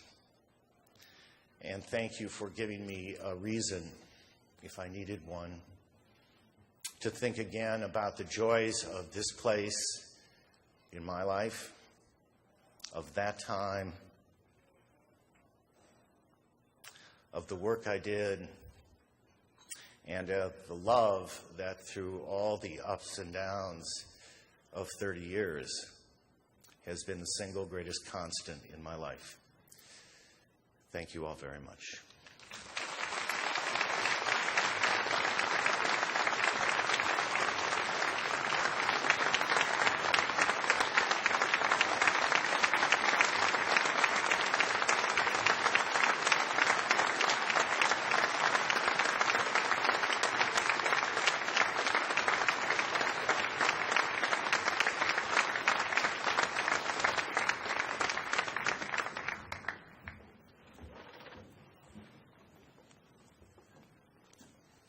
Congratulations, Aaron, and to all of our Silver Circle and Gold Circle winners tonight. It was nice of Aaron particularly to mention me. I mean, he remembers it differently. I never said people thought he was a jerk. I said I thought he was a jerk. And then he said, yeah, well, it takes one to know one. And then I don't remember who threw the first punch after that. Let's just forget about it. But I'll tell you this much. Aaron Brown began at a small radio station that maybe some old-timers around here remember, Crab. Do you remember Crab? Crab was later closed after a lice infestation. You think they would have seen that coming. But as I mentioned, I started out in Boise, and we have some folks. We hope this works. Everything's been going smooth so far. They're joining us by satellite tonight from KIVI in Boise, and I'm wondering if there's anything going on there in Boise, so let's find out. Anything going on there? Is anything going on in Boise? I mean, come on, we work in Boise. Don, wait, hang on. This just in? Yeah, producer in my ear.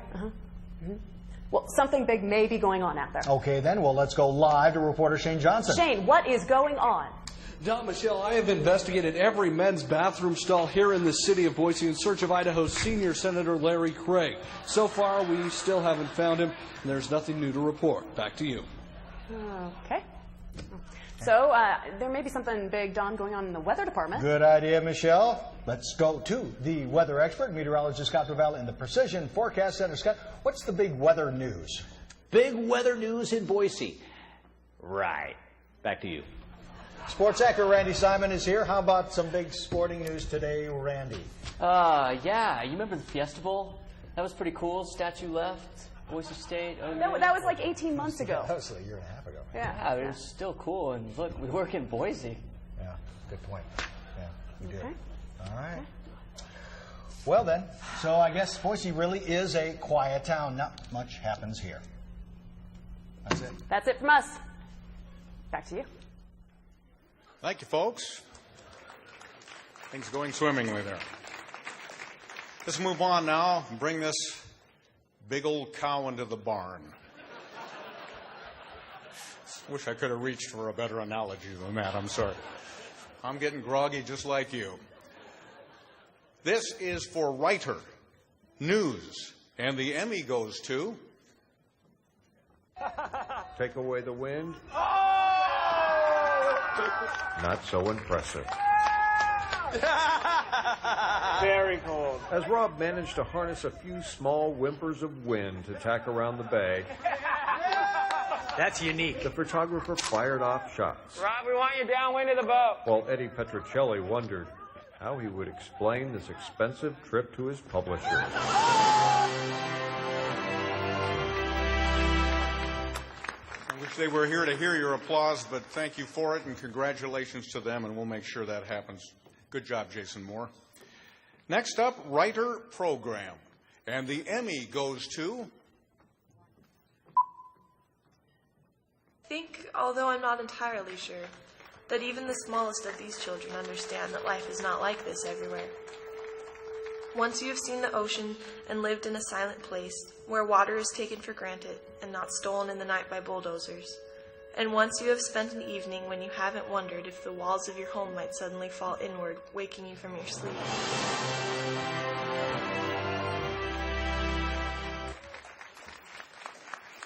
Thank you. This is a real honor. Thank you very much.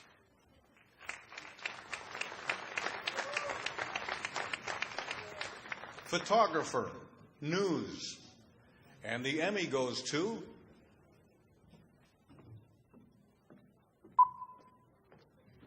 Hands are busy, readying for the heavy haul. Okay, right there. All right. When the pulling begins, Pull on it! Pull on it! progress is at first slow. Weighing 2,000 pounds per foot, all of this effort has the whale barely inching forward. One more time. Oh, good, you came. Where were you earlier? Never mind. No, that was Jason earlier. Clearly, it took whales to beat great photographers like Sean and Kurt and Pete and Peter. So, thank you very much.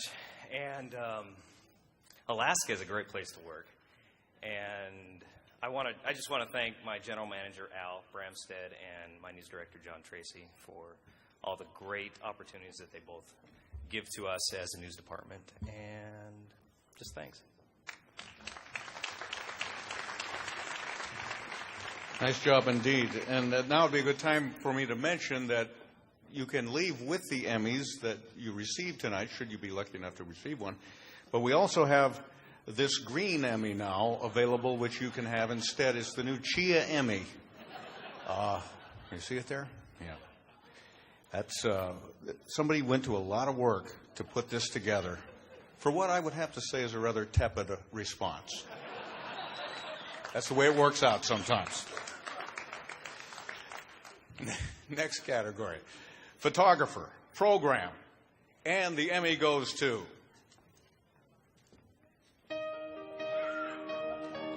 Take everything you've ever known and fast forward to a future where almost everything is different and new.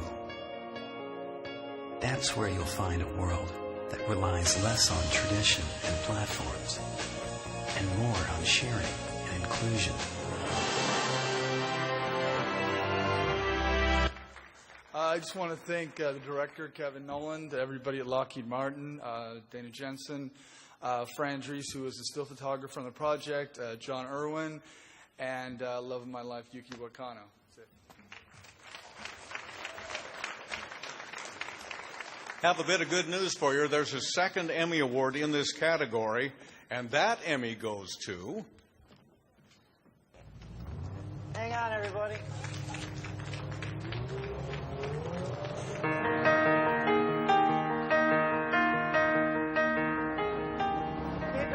There's sure a lot of them out here, man. This is a rush. Straight ahead. Down low, straight ahead.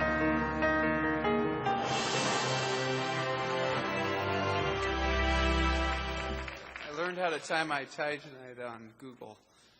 And this is for Kevin, so congratulations to Kevin. He's not here. Thank you.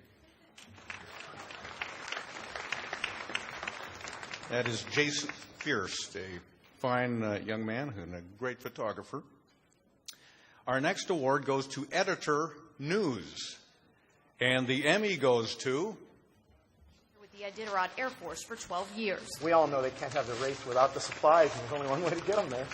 You know, it'd be frightfully expensive if they had to pay for that. I've never seen harder workers anyplace. I've always had the theory that if they started paying people, everybody start griping. It takes a whole lot of crazy people like us that just enjoy it. And they better. There are plenty of miles to cover.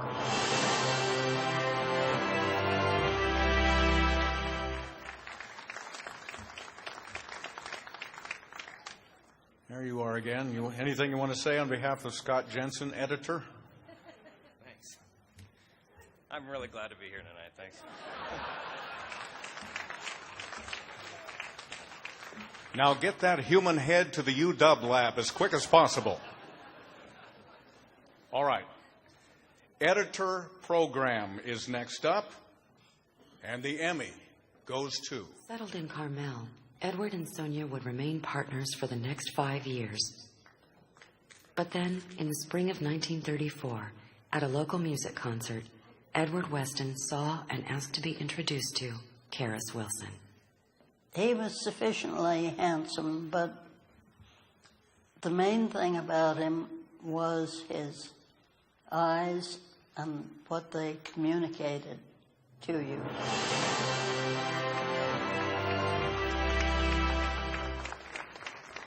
Eloquent Nude, the love and legacy of Edward Weston and Karis Wilson.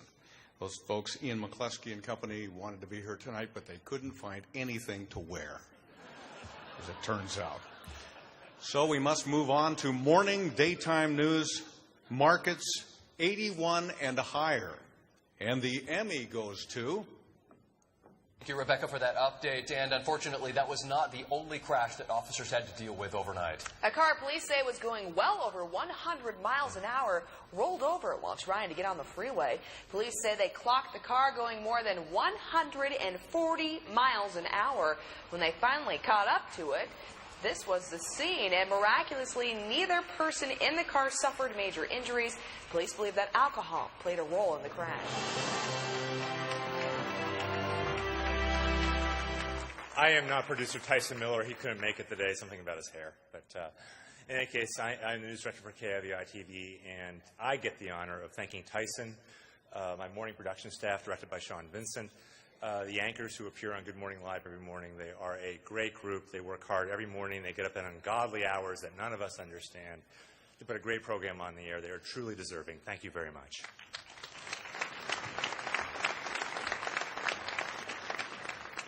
Congratulations to you. Markets 81 and higher. That's really high. Boy, those are small markets. I mean, you know, they're tiny. I don't want to say they're small, but the ceilings are so low, the mice, you even have to bend over because the ceilings are so low. Yeah, they're tiny. They're small markets. Pretty diminutive, those markets, those small ones. Leave the TV stations and markets 81 and higher alone. I mean it. Leave the small market stations alone. They don't have the best equipment. And lots of times their talent aren't even good looking. But they're trying. Leave the TV stations and markets 81 and higher alone. Okay. I am so sorry. Message received, okay? Let's move on to morning daytime news, markets 21 through 80, and the Emmy goes to. Field has been with us along the Oregon coast today. He is live on a dark promenade in Seaside. Dave, your live signal has been fading in and out because that wind is just so strong. That's right, Russ. Right when I was starting to talk a few minutes ago, we just got hit with a huge... Well, no one from our morning staff could be here tonight, but I just want to say they do an incredible job every morning, and they did an especially incredible job that day for 4 hours plus on the air when that storm rolled in. So my congratulations go out to them and to everyone who helped us out with that morning.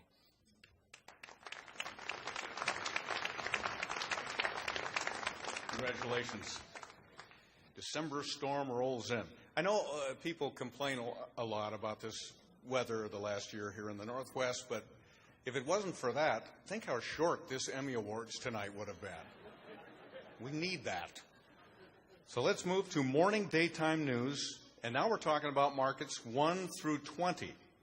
And the Emmy goes to... Working for you. Como 4 News starts right now.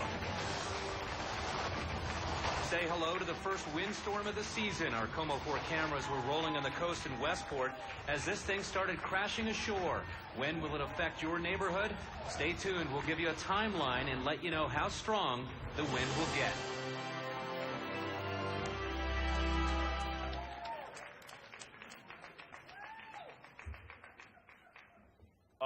Wow. all the thanks goes to Mike Dardis and Connie Thompson, the best two anchors to work with for breaking news that I've ever gone with, because they've always been there for the craziest breaking news. It's always in the morning, and to everybody else, the photogs, the reporters, the desk. Wow, cool, gold on gold. See you guys back at the station. I told you, gold on gold would work for me. So, thank you guys.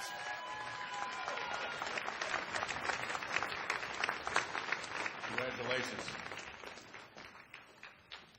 When will tonight's Emmy Awards finally wrap up? Tonight at 11. About 10:30 right now. Evening news, markets 81 and higher. And the Emmy goes to... A large blaze at a plastics plant sends toxic plumes of smoke high into the air. Fire crews race to the scene while kids at a nearby school are put on alert, preparing to evacuate. But firefighters managed to contain the hot fire that started in an industrial oven before anyone was seriously hurt. Tonight, we have live team coverage of Caldwell's toxic blaze. Good evening, I'm Don Nelson in our today's Channel 6 News studios. That makes 2 in a row for 10 p.m. producer Toby Shaw, and I couldn't be more proud of him.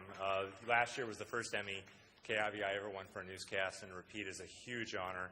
My anchor team, everybody there, and you to all of you. I think that we work in a business today where, cost cutting and there are all sorts of issues. But the fact of the matter is, I think all of you represent tonight the fact that quality does sell. Quality is what makes us what we are.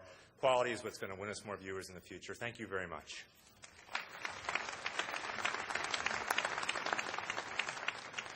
Congratulations to him. I watched him come up here. He was right there, and he started to put that box with the other Emmy onto a table there, and then he thought better of it, and he took it up here. You're right.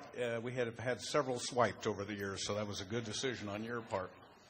Somebody would be home with the KIVI award tonight, if not for his quick thinking there. Next, it is evening news, markets 21 through 80, and here the Emmy goes to... Northwest News, Channel 8 at 6, starts now. Hello, I'm Laurel Porter, in tonight for Tracy. And I'm Joe Donlin, first at 6 for truckers only. Interstate 5 is just moments away from opening. Just one lane, though. Still, it is big progress after floodwaters blocked the freeway for 4 days. Tonight, we have News Channel 8 team coverage beginning with Pat Morris at I-5 near Chehalis. Pat? Well, Joe, you can see this. Well, again, it's a tremendous honor. This is the second year in a row that we've won this award. And again, thanks to all the great people we work with. There's an amazing number of great people back at KGW and a number of them here tonight. And none of this would have been possible without them. So thanks again.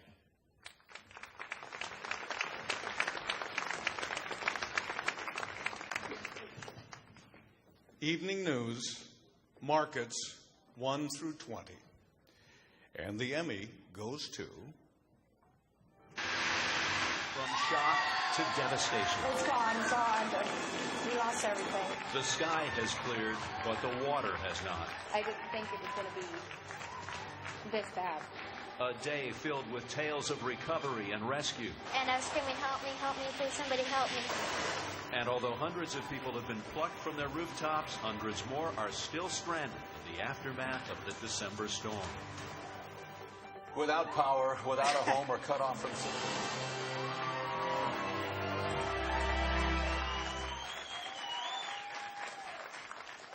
I'm just going to cry. Is that okay? I mean, to what I would call the best nightside staff anyone could ever have, from the desk to reporters to photographers, E&G editing, Dan and Kathy.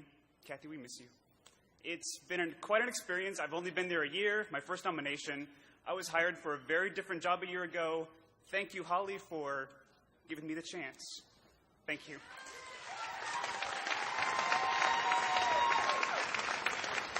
Very cool. He was actually hired to be station manager. This thing, but then he remembered station managers don't win Emmys, so it worked out for him. Well, folks, if you have enjoyed, and I know we've had a few glitches tonight, but if you have enjoyed the presentation of this year's Emmy Award show at all, then let me mention the fellow that you have to thank. I hate myself when I do this. I bought a editing system last year, and I don't even know how to turn it on.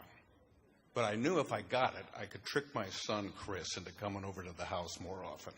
And it worked.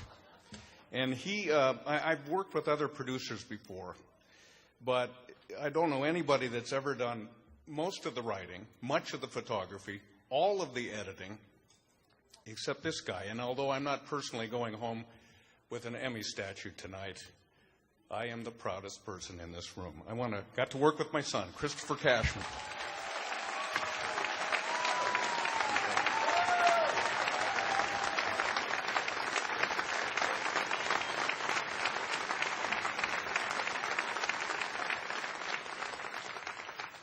Station Excellence.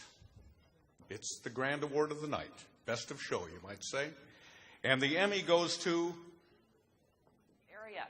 Como 4's Pete Eldridge is live in Mount Central, where the wind continues to blow. What a mess out there, Pete. Definitely a mess, Kathy. The wind continues to be the problem. Take a look at this. We're talking about power outages, and this is the power of nature. The winds whipped through here, just snapped this power pole. The concern is for the power crew's safety. 2 power line workers were actually on a power rig. A tree came down.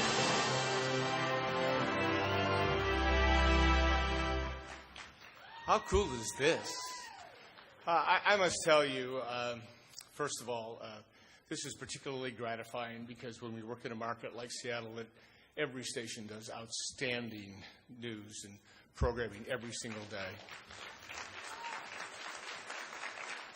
And certainly all of the winners and nominees should be congratulated for the fantastic contribution they made to our industry. So it's really great. I also want to congratulate all the Silver Circle winners, but particularly our Kathy. So.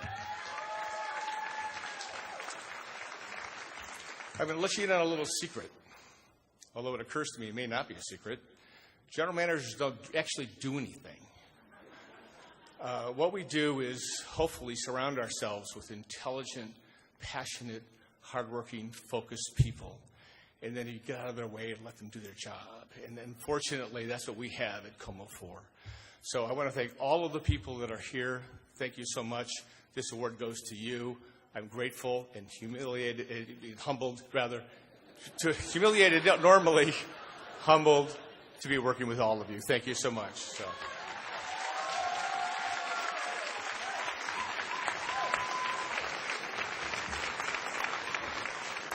Well, congratulations, Como. Congratulations to everybody, the nominees and everybody who makes this town's broadcasting and this Northwest broadcasting, I should say, so spectacularly wonderful. Now, after the party, sometimes traditionally there's been a place where everybody meets up and hangs out. We've got 3 possibilities for you where people will congregate tonight. They include the Nectar, the Ballroom, and the Red Door. You're not going to remember that, but we have leaflets for you on your way out that will tell you all of that. Well, thank you for letting me do this again. Thank you. Congratulations. God bless. And good night, everybody. Thank you.